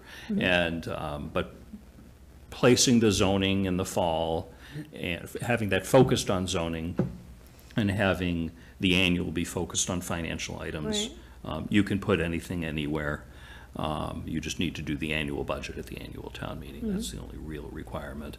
I think it makes a lot of sense to simplify the process. Something we can look at, you know, in the coming year. We've dealt with the zoning articles. We know we're going to have a special town meeting for the fire station project in the fall. So that might let us gauge the interest in general for, you know, for a fall special town meeting. And then maybe as we then approach next year's annual, consider making that a regular feature. And then we'll have to check too in the dates, because we get so many people that's either on vacation or coming back from vacation, or just, Yep. you know, every day in the book is, you know, can we have a different day? Well, even we do it on the different day, you still can't make it. So it's, talked about Saturdays. I mean, there's been a lot of discussion. October's a good month, though, because people don't want to leave New England when the colors are colors so are, yeah. beautiful, so maybe. Can I just do a shout out to the planning board, though, for all those articles? It really struck me, because I always think their articles are not as exciting as some of the others, and they know this, so they know, whatever. But I thought it was really, it really spoke to me when Amy Paretsky was standing up there, and we were discussing, should we keep going or should we not? And someone said, can you just pick out the few important ones and we'll do those? And she said, we worked really hard on these. I think they're all important. And she sounded like a little kid in school, so earnest and just honest and genuine. Yeah. And that made me realize, like, this is really important. And we did them all, and they were all about, you know, equally important. They were all good articles. So shout out to Planning Board. I also think part of the attendance, I heard lots of positive feedback about your videos, so thank you for putting yeah. those out. People really like them. And I think that people understanding what these articles would mean really gave them a vested interest in showing up. And I thought we got some great comments from the audience. I was so impressed. And I've taken down all those names to reach out to help Lisa recruit them for other boards and Yes, I know, committees. put them on our You're all on the list. volunteer but list. I really appreciate that, and anything we can do to help educate people. It's really hard because there's no newspapers that are really reporting on the inner workings. So thank you for making that a priority. I appreciate it, and many people that I've spoken to did. And I agree with all that, and I think that people need to know we have the same problem. We get information, we're asked to vote on things that we haven't even been able to delve into. So you go to town meeting, and you don't even get involved in government, and all of a sudden you're there this night, and you're listening to a little paragraph. I don't know what I should do. What are you doing? So now that we've taken away the what are you doing, since the clickers won't let their seat, I think the better the explanation, the more informed decisions people can make, and there's going to be more positive feedback, and probably, again, more attendance, and more, a unified community. Yep. Which we need to do. I Well, mean, and it might increase the number of people who watch either our meetings or financial planning or appropriations Right. too before town meeting to kind of see how the sausage gets made. Yes, yes. All right, so am I hearing back to the specific Yes, agenda item sorry. was uncoded? No, it's all right. I mean, it's good to have a post-town meeting conversation in general. But does everyone think Code Red was a success in this regard? so. And it Sorry could, to the 3 angry people, but yeah. you're overruled. And it can be used for rare, occasional, important announcements that are not of emergency nature. And I'll reiterate something we've talked about before, is when you sign up for Code Red, you are automatically opted into emergency alerts. That's sort of checked off, and you can't uncheck it. But then there's an option to either be on the general alerts or not receive general alerts. And this was a general alert that went out. And there are some people that did not want the general alert, so they were not alerted to town meeting. I'd like to say that, when it comes time for that fire station to be built, there's gonna have to be general information on if the road's gonna be closed, if there's certain times when there's more than, not, you might be able to bring it down to 1 lane, but then there might be a time when there's no lanes, where something's that would- coming in and, Oh, you mean if Route 20 has to get closed for construction? Right. Yeah, I mean, I think that would be an appropriate use of the emergency alert Right. if that were, my gut feeling is Route 20 would never need to be closed for more than a short period of time for installation of lights, but don't quote me on that. yep. I mean, you just don't know. I mean, it takes a second for it to back up. Yeah. And then it backs up all the Oh, sure. way Yeah, to a point Yeah, where thanks. you have a whole day of trying to catch up. yeah. Police and fire know how to notify people for things like that. I trust them on that. Okay, good, all right. So Oh, I have Yeah, one sure. question. So the memo from Chief Parenti says there were 22,544 attempted calls, with 5,612 numbers reached. And then it was retried and an additional 361 calls were reached. That's not I mean, why did we not reach more people?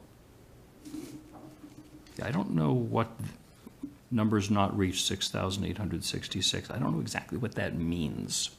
I think it's a physical person answering the phone. Everybody Okay. else went to voicemail. Okay. Oh, got the okay. But he's gonna, I Still mean, got the I'm saying message. that because it sounds Yeah. logical, but he should answer that question. Okay. That's my best guess. Yeah.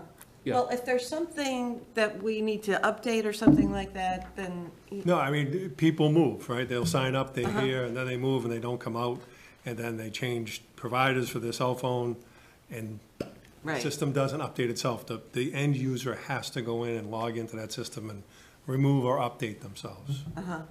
So, and I think that was some of the feedback that the chief gave to people, log in, get your username and password, and update this process of how you want to be or not. You want to unsubscribe just like you would from an email listserv that you don't want to be a part of anymore. You gotta, it's on the end user to take it on. We can't just remove people. But not many people unsubscribed. I don't know the data on how many Oh. you had at any point and how many come off at any given point. He might know that, but I don't, off the top of my head, I don't know that. Okay. Can I go back to the cable discussion? Sure. We've got the Cable Advisory Committee. Is that still something that people can apply to if they wanted to be on that committee? So that is, it is a committee that is in our bylaws, so it exists. Yep. They have not met in a very long time. I know we got an email from either a current or former member of the cable committee suggesting Yep. some reformation. That's, I think you know what, that might be a good opportunity to maybe take a look at that when we talk about recording, maybe talk about at the same meeting, the reformation Yeah. of the cable committee or some version thereof, if we, wanted to do that.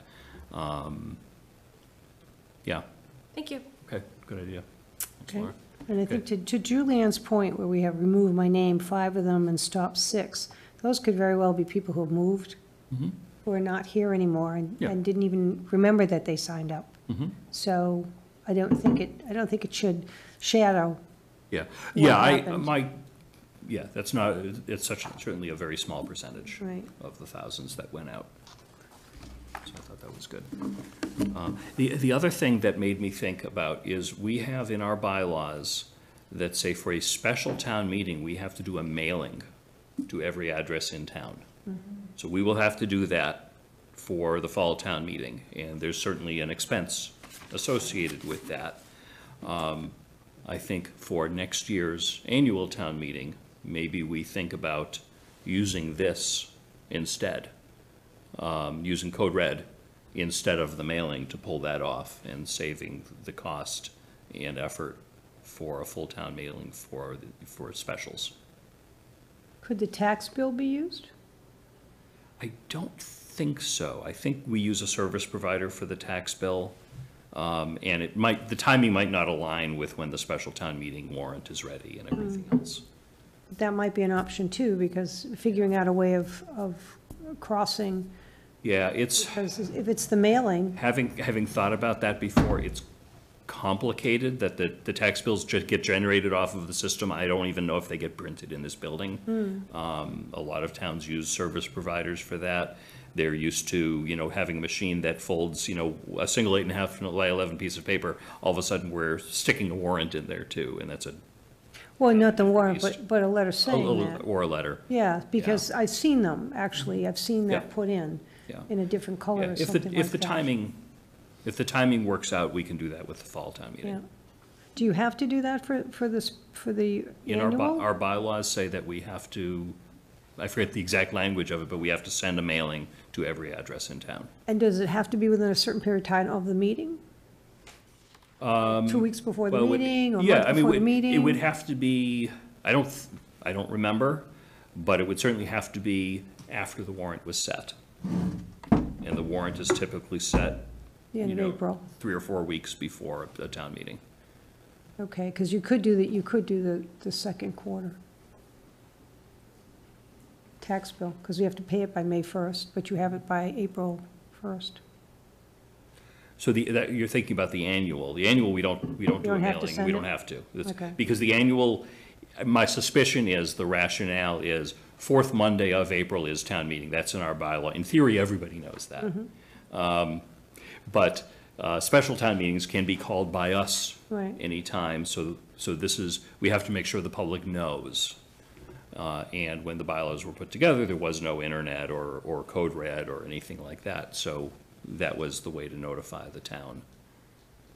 So for the fall special town meeting, we will have to do a mailing. Right, or even the water bill.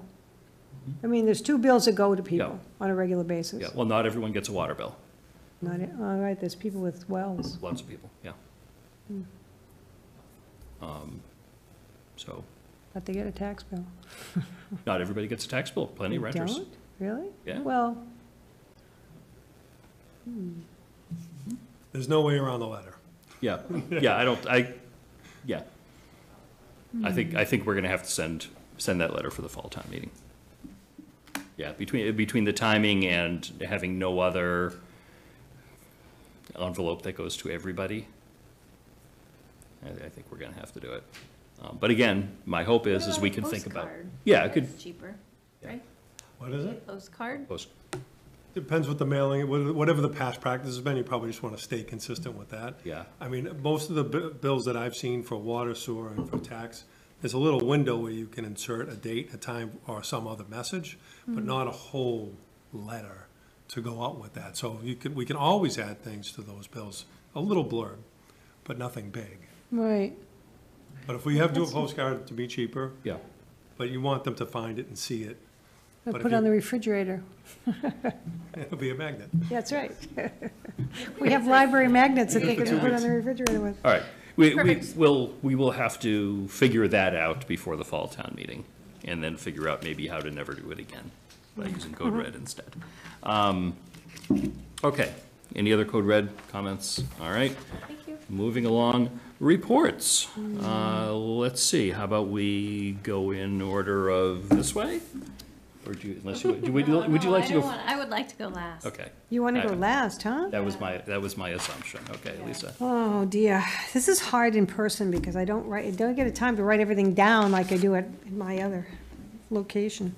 All right, so I think Mitch and I had attended the Doors, what would you call it? The Go Doors Outdoors. Open House? Yeah, it was the Go Outdoors opening from the Cultural Council. So, and that, there are less doors this year. They were having a little difficulty getting, I guess, artists for that.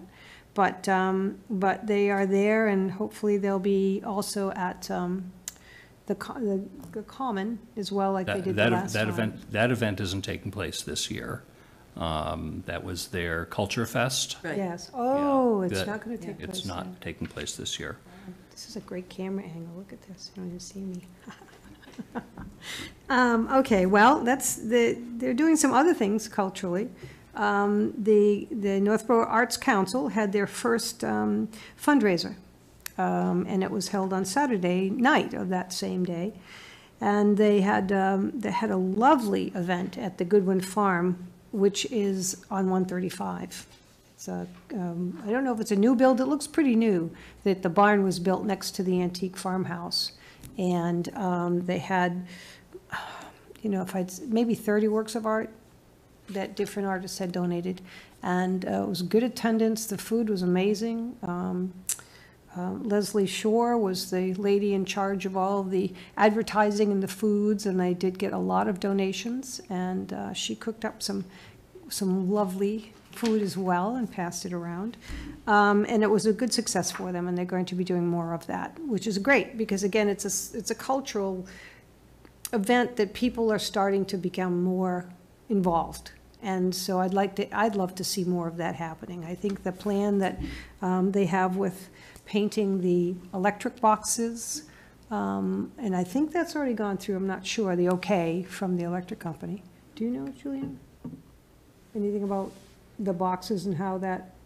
So they're Sits. looking into that, because there's two different ways to do it, and it costs money, so. Right, well, that's one of the reasons why they do the Yeah. fundraising. But you could hand paint it, or you could do a wrap on them, and I think that's one of the things they're thinking of. I talked with Suzanne Cox, and we were talking about using the statues at the White Cliffs as paint statues, pass them around, get that as a fundraiser, or dress them up, one or the other. Do something with these statues that they should probably have been dressed for the winter. It's a little cold to be like that in the wintertime. But to be able to do something with them, and again, bring something back to the town and have an event that people enjoy. Let's see, what do I have? So that was, I think, my only social stuff going on. I did want to ask the question, another email came in, and it talked about a sewer line from the discussion that was at the town meeting. And that we're looking into building the sewer line to Route 9. And I wanted to get more information on that and find out even the step-by-step process of that, or how that begins. And I know that the planner is looking to get a grant, is writing a grant for that. I do know that there's a couple of people, or a couple of developers that are interested in building. And in normal times, that's usually the developer that takes care of that. So I wanted to look more into that, that whole process, because we really do need to find ways to save money in our tax dollars, especially with the next big thing coming up with the fire station. So that we might need to find better ways to spend the taxpayers' dollars to put something like that in. Should probably be on the shoulders of somebody else who could afford it better. So I did want to get some information on that, how that whole thing started, and what the plan is. Like, I'm sure that it's probably economic development driving it, but again, you have to look at the checks and balances of how you can do it most cost effectively for the taxpayer. So I would, as I say, I want to get some information on that. Let's see. I would also like that, please. Yeah. I think it may make sense for Lori to come into one of our meetings maybe whatever meeting that she is already scheduled for. This is a multi-year proposal, I imagine, for the extending the sewer line. Whenever she's before us anyway, have an agenda item where she can walk us through her thoughts on that and how she, schedule, how she anticipates funding it and everything else. Right, or even before anything really gets into a big start about it, because I thought, and I may be wrong, I know that the fire chief came to us for the 8 people to get the grant, to apply for that grant. Are there just certain grants that staff comes to tell us about? I don't know. I mean. There are a lot of grants that we never hear anything about. That we don't hear Yeah, I mean, anything about. there's, when you say taxpayer dollars, are you referring to the state of Massachusetts? Because that's what this grant, it used to be MassWorks, I don't know what they call it now, to be Yeah, I honest think it's with you. MassWorks. MassWorks would be the application, the design work would be done by the owner of the building, and that's what would be submitted. So there wouldn't be taxpayer dollars other than the legwork to get the application in, to get the MassWorks grant to do the sewer line. Does the grant cover everything? Or is it a portion of it? You ask for 100% to be covered, the developer or owner has to come up with something. They're paying to do all the design work ahead of time. So I can get you the exact status of, Okay. when the application's gonna go, who's gonna apply, but we can do that. All right, yeah, I think it's a good idea, because, I mean, some of the things too is that we're more interested in board in knowing what's going on and who's interested in building and what have you. And I think that in the past, a lot of it's kind of been, on a need-to-know basis. And I think I'd like to have a little bit more need to know of what the different things are in the plan. So that was one of the things that I really wanted to get some information on. And I have talked about this before, about the reconsideration of Blake Street and that 250, because of what's happening now with 4 West Main Street, or not happening with 4 West Main Street, or what are we doing with the parking lot? How will that be affected by the sale of 4 West Main Street? Does the land from the parking lot go with the sale of the building? And if that's the case, then we lose any public parking we might have any handle on. So there's a lot of information there before we can start running down that street and decide what we want to do with it. So until such time as we have talked about it and ironed out some of that, and I think that's kind of a step-by-step, right? We have to decide where the town offices are going to be before anything else can happen, because you can't sell the building without deciding where the offices are going to be, and so on and so on. So to go and start something now with hiring somebody to do an engineering thing that may not be used, I think we really need to talk about it, so. Is that the end of your report? That will be the end of my report. Okay, Julianne? Well, I just want to say a brief thank you to the Cultural Council for the outdoor exhibit, and to all the people who attended town meeting. And then I'm so sad to say that, Kristen, this is probably your last meeting, unless we can think of something to meet now in a week and a half. And I'm not a good speaker off the cuff, so I have to read my script, but I wanted to say there are many things that I'm going to miss about working with you, but the most important one is the honest and frank way that you analyze decisions that we as a board had to make. Oftentimes you made observations that were different from mine, and I thought in the end it was so helpful as we came to a group decision. But not only are you honest with your deliberations, you're honest about yourself. And we have all come to love Lazy Kristen, who became something like a 6th imaginary person on the board. I loved your literary contributions, the poems and the quotations, and of course, who could not love Kitty? Meeting from home always had its tricky moments, and Kitty reminded us of that when she made her appearances. And what I remember, though, about the cat appearance is that she never appeared after 10 p.m., which probably should have alerted us to a meeting going on too long. So I can't pick up the mantle and offer quotes at every meeting, but I will offer you this one by Garrison Keillor on saying goodbye. Be well, do good work, and keep in touch. Of course. Thank you. Very nice. Laura? Thank you. I was just trying to look up an article, but I saw in the patch that Northborough got, I think, $400,000 or $500,000 in infrastructure funding from the governor's office. So I was really, did I misread that? I don't remember seeing that. I'm not saying you misread it. Do you remember reading anything about that? There was all the towns in Massachusetts got money towards infrastructure. Oh, you know what, I think that was just the, Chapter just 90. that's the Chapter 90. Oh, The extra, okay. extra Chapter 90 funds. which- Okay. which But we that sounds expect. high. I hope it's that number. Yeah. It looked good. It looked good compared to the other towns, so I was excited to see that. I really enjoyed town meeting this year. Thanks to everyone that attended, participated, and made that such a great event. I didn't make the outdoors event, but I did stop by to see the beautiful artwork. So thank you to everyone that made that possible. I wanted to remind everyone that the Senior Center has delicious lunches Monday through Thursday. It's really affordable. They've got all sorts of options and the food is delicious. And you've always got somebody friendly to sit down with.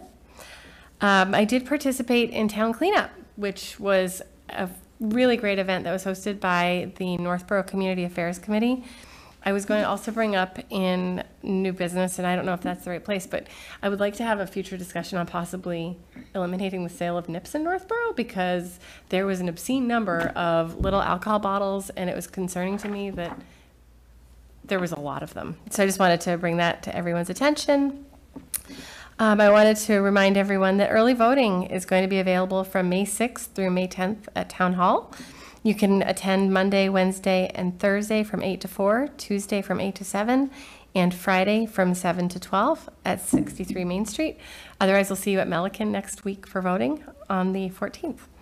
And then my last question I was going to ask is, I was driving over by Assabet Park, and it looks like there was a lot of trees cleared there, and I wasn't sure what that was for. So if I could just get some clarification on that. And that concludes my reports. Thank you. Do you want to go before me or after me? Oh my gosh, and Kristen, Yes. I'm so sorry.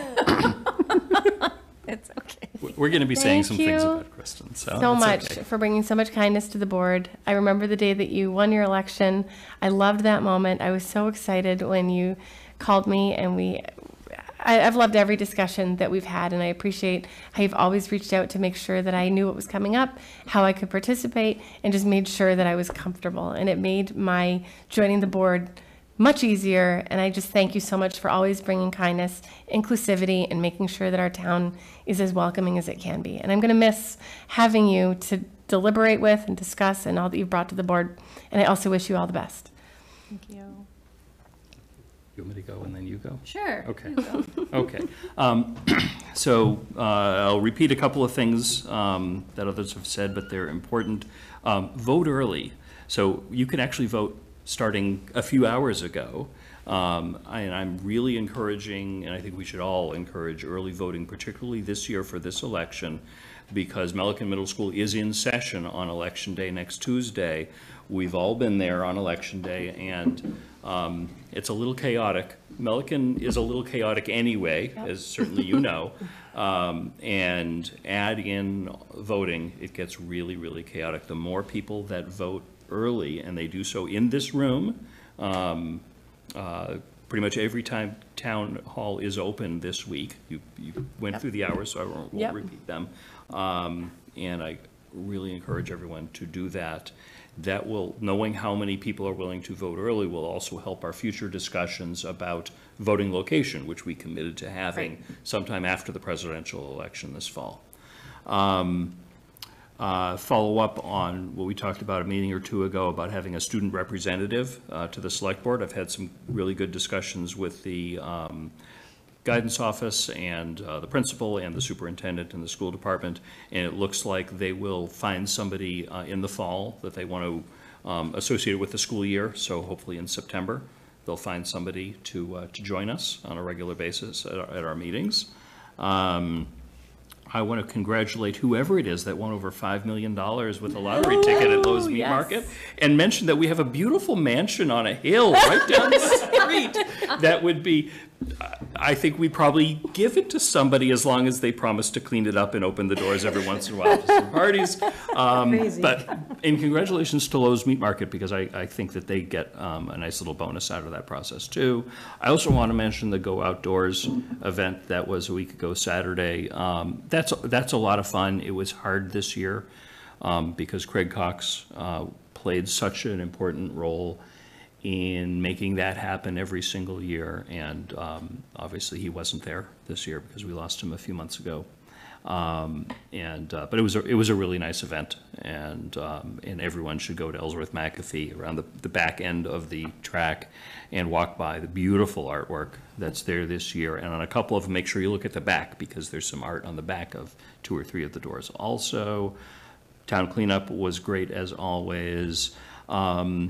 Yesterday afternoon, I attended the annual concert by the Northborough Area Community Community Chorus that included the Music Includes group. It was a beautiful concert with, I would say, about 300 people in attendance at the Algonquin Auditorium. That was a lot of fun. I saw Northborough Cable there, so hopefully it was recorded and will show up on YouTube. In a couple of days this Wednesday, I'm going to a municipal government cybersecurity event in Worcester, and I know our town's IT staff is going also, and that should be pretty interesting. That I imagine I'll bring something back to the board, and we'll hopefully want to have a conversation with our town's IT staff as to ways of confirming or updating infrastructure for cybersecurity in the town. And of course, this is Kristen's last meeting, and I am very sad about that. And oh, look, there's something here that we would love to share with you. And this is the same plaque that we gave everyone at town meeting that is retiring or leaving their boards, but in a somewhat nicer frame, as it is well deserved. That's really nice. Yeah, I signed my own. Yes, I noticed that too. You just, you No, just she sign and intentionally. sign and sign. No, I did it on You purpose. did? Yeah, I had to die. I signed my own, and she's like, I think you should. Sure, go for it. Yeah. So Chris and I have enjoyed so much getting to know you in your time on the board, and especially in the last couple of years that we've been on the board together. And you are probably the single best communicator of anyone that I've ever served with in municipal government. And you've taught me and all of us so much about ways of looking at things and ways of really hearing people and ways of speaking back to people in caring and effective ways. So I thank you very, very much for that, and we will miss you. Thank you. With that, that ends my report. That's like the nicest thing you could ever say to a former speech pathologist. That I'm a good communicator. But thank you, yeah. That's kind of what I set out to do. So I also wrote a script because I figured I would need it. But I wrote a script for every report, so that wasn't unusual for me. Tonight, I'll begin my report with a quote instead of saving it for the end. There's this Taylor Swift song called Nothing New, and she sings, "They tell you while you're young, girls go out and have your fun, then they hunt and slay the ones who actually do it. Criticize the way you fly when you're soaring through the sky," and she goes on. And I bring this up because being an international superstar pop icon and being on the Northborough Select Board are actually really similar. No, really, but those lines rang true for me when I was in my first year. I felt watched and judged about everything I said. And you know what, though? I said all the things I believed I should say anyway. I might have changed how I said them so that I was always, or hopefully always, polite and not sounding judgy myself. But I spoke up when I thought things weren't right or fair. And I'm glad I did. People say that being on a select board is a thankless task. I can't tell you how many people said that to me in the last 3 years. I did not find that to be the case, though. People thanked me all the time, especially people who watched the occasional meeting here or there. And also people that I just knew from the community. I've lived here for 20 years. And I just made a little note tonight how nice it is that I got to see Mrs. Griffin's husband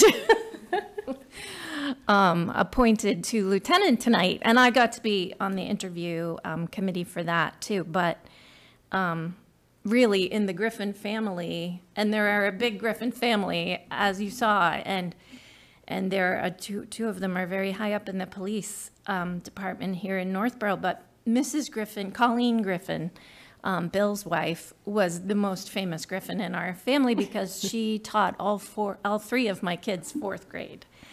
And so not very many of my kids all had the same teacher for any one grade.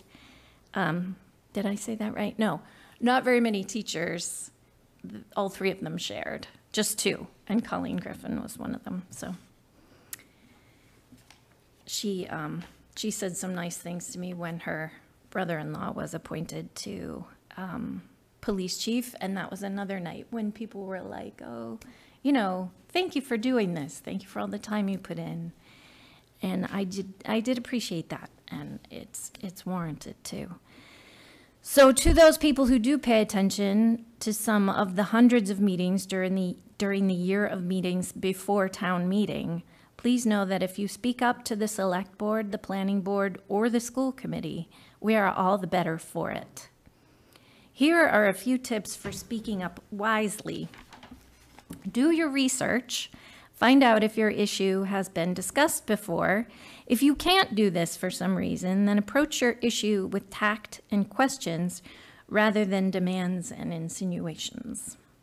Complaints are okay if that's all you have, but helpful suggestions are very welcome. If you feel like no one is listening to you, apply to join a board or committee that deals with your issue or is at least tangential to your issue. Volunteers are always welcome.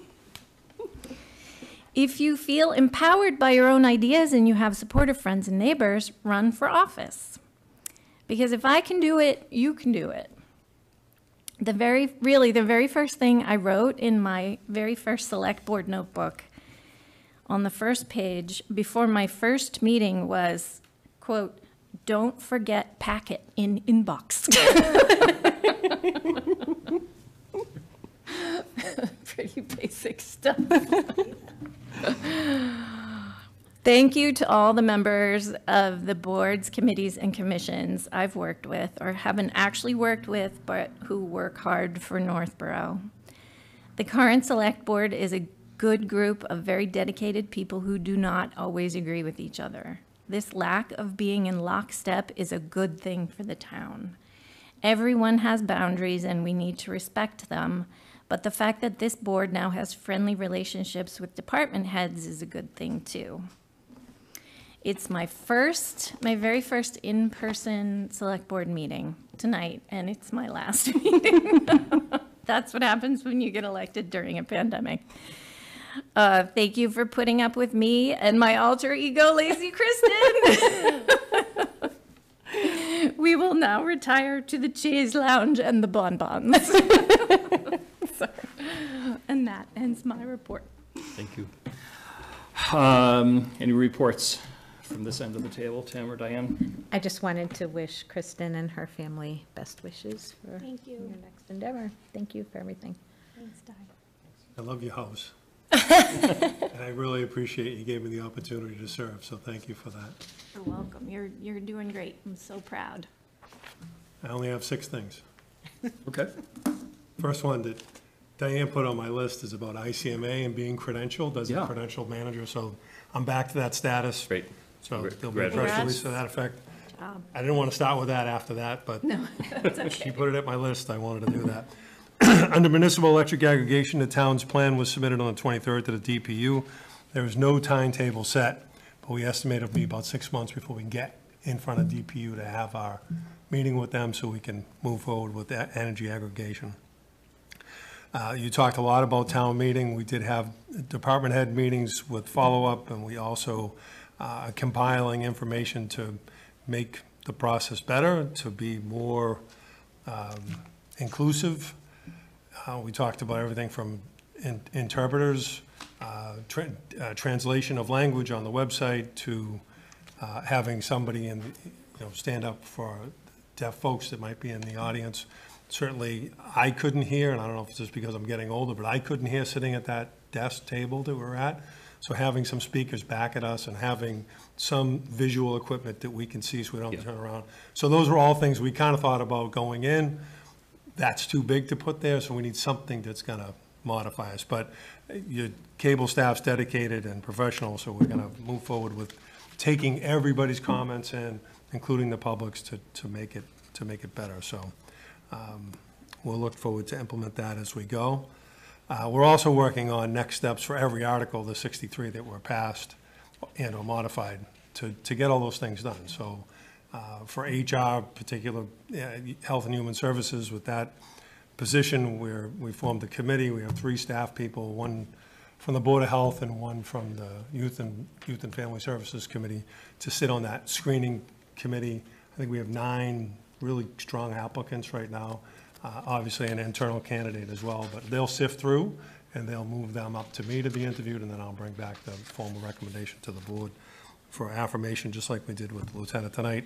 While that's not a requirement of the charter, I do think it's important that department heads are seen at a board meeting, affirmed by the board. So I want that to happen. I cannot give you a timeline because I have to go through the process. So don't hold me to a timeline, but sooner the better. Peasley School Building Committee, I hope that by the 20th I'll have all of the interviews wrapped up and have a firm commitment from the Recreation Commission for their selection, School Committee for their selection, and all the other groups, and the residential. We did a posting on the website, social media, an email blast, and then a secondary email blast to the recreation group that Ally Lane has. So we're trying to get the word out there and trying to get participation onto that committee. And you'll have to round out the committee with whoever you select on the 20th as well. Procurement information, this is something that came up a couple times as I walked in the door here. You know, we do procurement, we want people to know about it. So there is a section on the website that'll deal with that, whether we post it on Combis or the Central Register or in a newspaper, wherever that document lives, the link will live on the website. So there hasn't been anything posted there since September. So we'll make sure we do that so people can see those postings. Yes? Can you tell me where on the website that'll be posted? Is it like a RFP tab? There's on the left-hand side, I think under the town administrator, there's a Okay. procurements tab. Okay, perfect. And then the police department exterior is one item that I could have moved up top, but we did request quotes for services from 4 architects. It might have been 5, but I think it was 4. So we are looking to sign a contract, but also come back to the board with that architect to talk about scope, because people have different opinions on what we should do. There's going to be some exploratory work that has to be done at the building ahead of that, so we can get the right scope, but we'll certainly bring that scope back with that architect for the board to have that discussion if you wish. So that's underway as we go. Goal-setting workshop, trying to arrange something for the week of the 24th. So goal-setting, something that was left behind with Michael and maybe even Mr. Reed. And then the board's reminded me of it a couple times throughout the past couple of months. So we're looking to coordinate in June for that to happen. So right now, I think we're landing on the 26th of June. But if people haven't gotten back to Angie on logistics in terms of time and date, please do that. We appreciate that. And looking ahead to May 20, I already said this, but I'll say it again. We plan to have the lease for 4 West Main and the P&S for 13 Church Street. And we are working on an RFP for 4 West Main to fully lease out that space. If we were to do a long-term lease and or to sell it, we need town meeting approval. So I don't think selling it is in our best interest. That would be my recommendation to the community, but it's the community's decision at the end of the day. And we are still working on the RFP for parking. And then we are moving forward with RTE for the LED streetlights. RTE is Real Tech Energy. They're the group who submitted the original proposal to us, so we are moving forward with them with that. The final piece, when we talked to Appropriations Committee and Financial Planning Committee, we talked about starting early for a budget process, and I know we want to bask in the sunshine of our success, but we really can't, right? We have to engage the community through summit processes, through talking about operational needs and growth and what the burn rate is of that levy, so we know what we're up against and how much we can really spend on an annual basis. So I've asked the committee, both Appropriations Committee and Financial Planning, to think of financial summits where we could just, look at the trend, the financial trend monitoring system, but more importantly, kind of agree on some of the assumptions and decide what we think is important as a community. So it's select board, school committee, financial planning, Appropriations Committee, all those folks in one room. I know it's a lot of people, but we got to take the time to do that over July and August so we can be hitting the ground running to develop a budget in September and October, that we can all understand every line item and know where you spend your money. But we need to have those summits ahead of that build. So that's something that you can look forward to an email to try to coordinate that. We'll try to coordinate with the two committees first, and then we'll come back to the board to make sure we can all get on the same page with that. And that concludes my report. Thanks, Tim. Can I ask Yeah, of course. a question? So I'm one of the delinquent people who hasn't submitted my time availability for the goal setting. And it's mostly because I'm not really clear about what the expectations are from Mr. Nutting. Could you just walk us through how this will What'll happen is he will send a letter to the board members with questions. And from those questions, he'll be able to compile them, not assign questions to individual board members, but that'll become the agenda of what you want to discuss and get out of that meeting. So setting the logistics is really embryonic to the bigger picture. But I mean, you went through this before I got here in terms of setting a time and setting aside funds. So the membership might be better at explaining what you want to get out of it, but he's going to facilitate the discussion relative to what the board wants to achieve over the next 3 to 5 years. And what, what exactly is his expertise that he will be able to impart some knowledge to us? Is he familiar with our charter or is he like a municipal? He's been a manager for 30 years. I mean, like a town manager, I forget which communities, but he has a lot of municipal experience from developing and writing charters for those particular communities.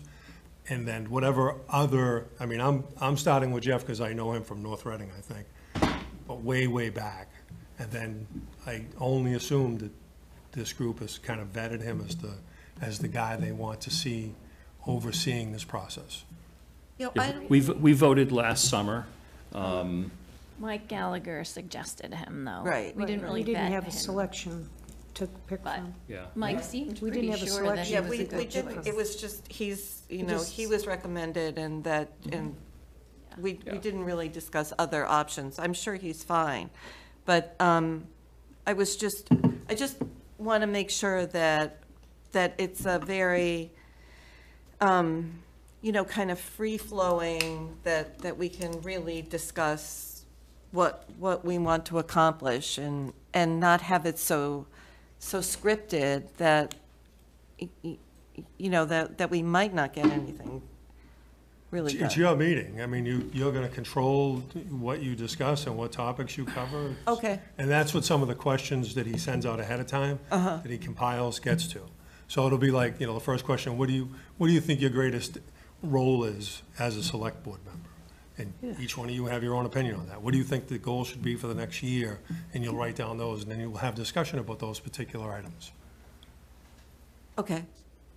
So All right. what'll drive it is the questionnaire that he'll send to you individually, and then he'll compile, and then he'll be able to moderate and go through all of those questions And, there'll be open-ended stuff too, that you can say, we never develop policies, or we shouldn't develop, whatever it is. So I think it will be free-flowing. Okay, great. Yeah, I think it'll be probably not in this room, it'll be off-site. If I can find you a place where we can feed you as well, we would like to do that. Because you're gonna be there for 3.5 hours, so food would be good. I still had hoped that we would have had at least one meeting first again to go over what we started to do the last time, to have a better outline to work with him, and not just go there and then reiterate what we thought we were doing before. So I would like to have that meeting first before we have the meeting with him. So if we could set that up, I think that would be better for us. I mean, I don't mind doing that if that's what the board wants to do. I think that a meeting with someone like Jeff might help us have that second meeting more effectively. I think he can give us some good tools as to how to do that. And it sounds like he'll be asking us some questions. So I think some of it will even take place there. Well, I still think that, I mean, we went through all those big boards. Yeah. Written through all those doors. We've created some things that I think we already know, that there are things that we want to do. I think it's fine well, I'm looking to you, like, you have no say in this, unfortunately. I'll be eating bonbons. Okay. Don't worry about me. Why don't we have so we're talking about June 26th? Yeah, that's a date we're trying to land on now. So we'll have a meeting in 2 weeks from tonight with a new member, and maybe we talk about it then, and then try to schedule a date between then. I mean, we'll have a little bit more than a month to find an evening to go through and do a second round of reviewing goals and ideas and things like that in advance of that, and then we can ask, get Jeff the output of that, and he can watch the meeting if he wants to. All right, because I think we're, we've got some seasoned people, the two of you are seasoned. And I think that some of it, I'm a little concerned, because sometimes it's like 101 stuff. If you've done 101 a few times, it's 101. It's like you don't really get that much more information, except the little outline of questions.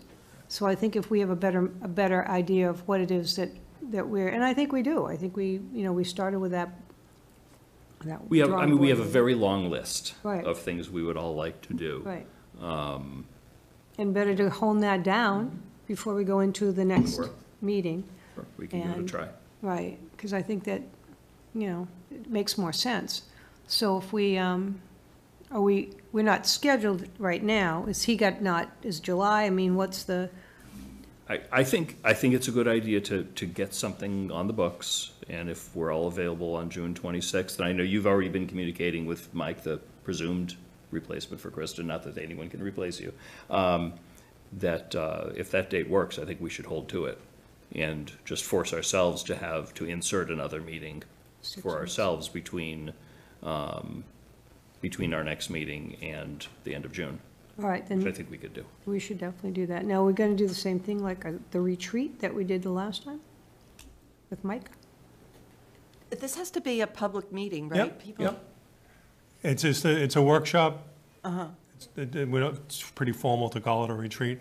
Can I just add, I just want to, because I wasn't here during your last discussion, it would be helpful to have a moderated discussion. Yeah. Maybe the questionnaire, while it's developed around a specific date, we can extract that stuff out and get you the questions ahead of time, because maybe that'll shed light on, if they're good questions and they're probing and we can have an open discussion. You might want to have a meeting in between, but maybe you won't once you get the questions. Okay. So maybe you can get the questions out ahead of that, but I think it would be good for me to be a part of the moderated piece. Yes. Because I won't be able to, I have no history of what you did in the past. Right, So, right, and we could probably send you the stuff we did. I too. have your file. So Mondays are generally easier for me, like my work schedule is a little bit hairy towards the middle of the week, so I don't know if we could do Monday, that would definitely be easier for me just from a work perspective. But if Wednesday's the only option, then I'll do my best to keep my schedule clear. Well, I just picked the the week, I didn't pick the day, it was whatever people can do, I so. think Angie had sent the note and said, do you want Monday or Wednesday? And I said, the Monday would be easier, and I just thought you said the 26th, which is the Wednesday. Well, because I think that's what she just relayed to me via text, so. Okay. It's still to be sorted out, but Okay. if you have a date that only works for you, you should just tell us that. I did. We'll try to figure it out. And All right, I I'll did get send with her. that note. Anyway, thank you. Good. Okay, thank you. Anything else here? We have a cemetery deed. Why are cemetery deeds after reports? Is that just a tradition? When we Yeah, we can update the certainly change charter and the that. Yeah. bylaws, we can update that. Yeah, we can change that. Yeah, We can to me, mix it's- that around. it's It's usually funny. the Yeah. easiest Yeah, without it's- discussion. yeah, that's my minor thing. We have a cemetery deed. Would someone like to make a motion on a cemetery deed? Mr. Chairman, I move the board vote to execute cemetery deed 1187. Second. Motion made by Julianne, seconded by Laura. Any other discussion? All those in favor say Aye. aye. We have, is there any other business before us tonight? Public comments. Is there anyone in our audience? Electronic, we have an electronic hand. Oh, hold on. I can't do it on my computer. All right, Scott Rogers, I am bringing you in. Sorry, this is my first time using this particular system. Scott, if you could unmute, identify yourself, and let us know what's on your mind, please. Hold on, we can barely hear you. We've got to figure out the volume. How many remotes can we have? Yeah.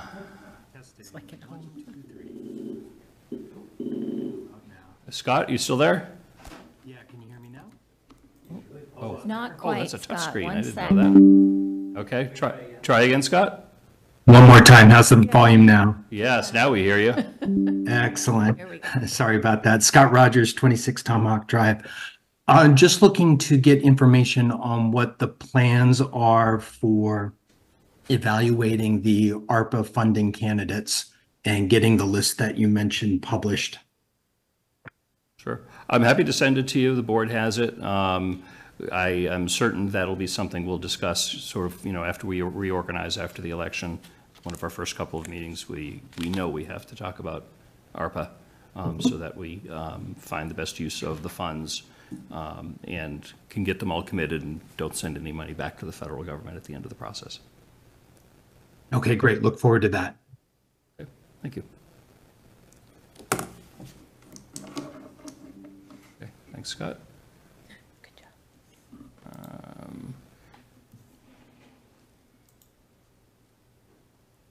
Okay. Are there any other members of either the in-person or electronic audience that has anything to offer? Okay, thank you. With that, I'm looking at our big audience. I don't know. Kristen, would you like to make a motion to adjourn? So moved. Second. Motion made by Kristen, seconded by Laura to adjourn. All those in favor? Aye. We are adjourned 9:14 p.m. Thank you very much, everyone. Have a great night.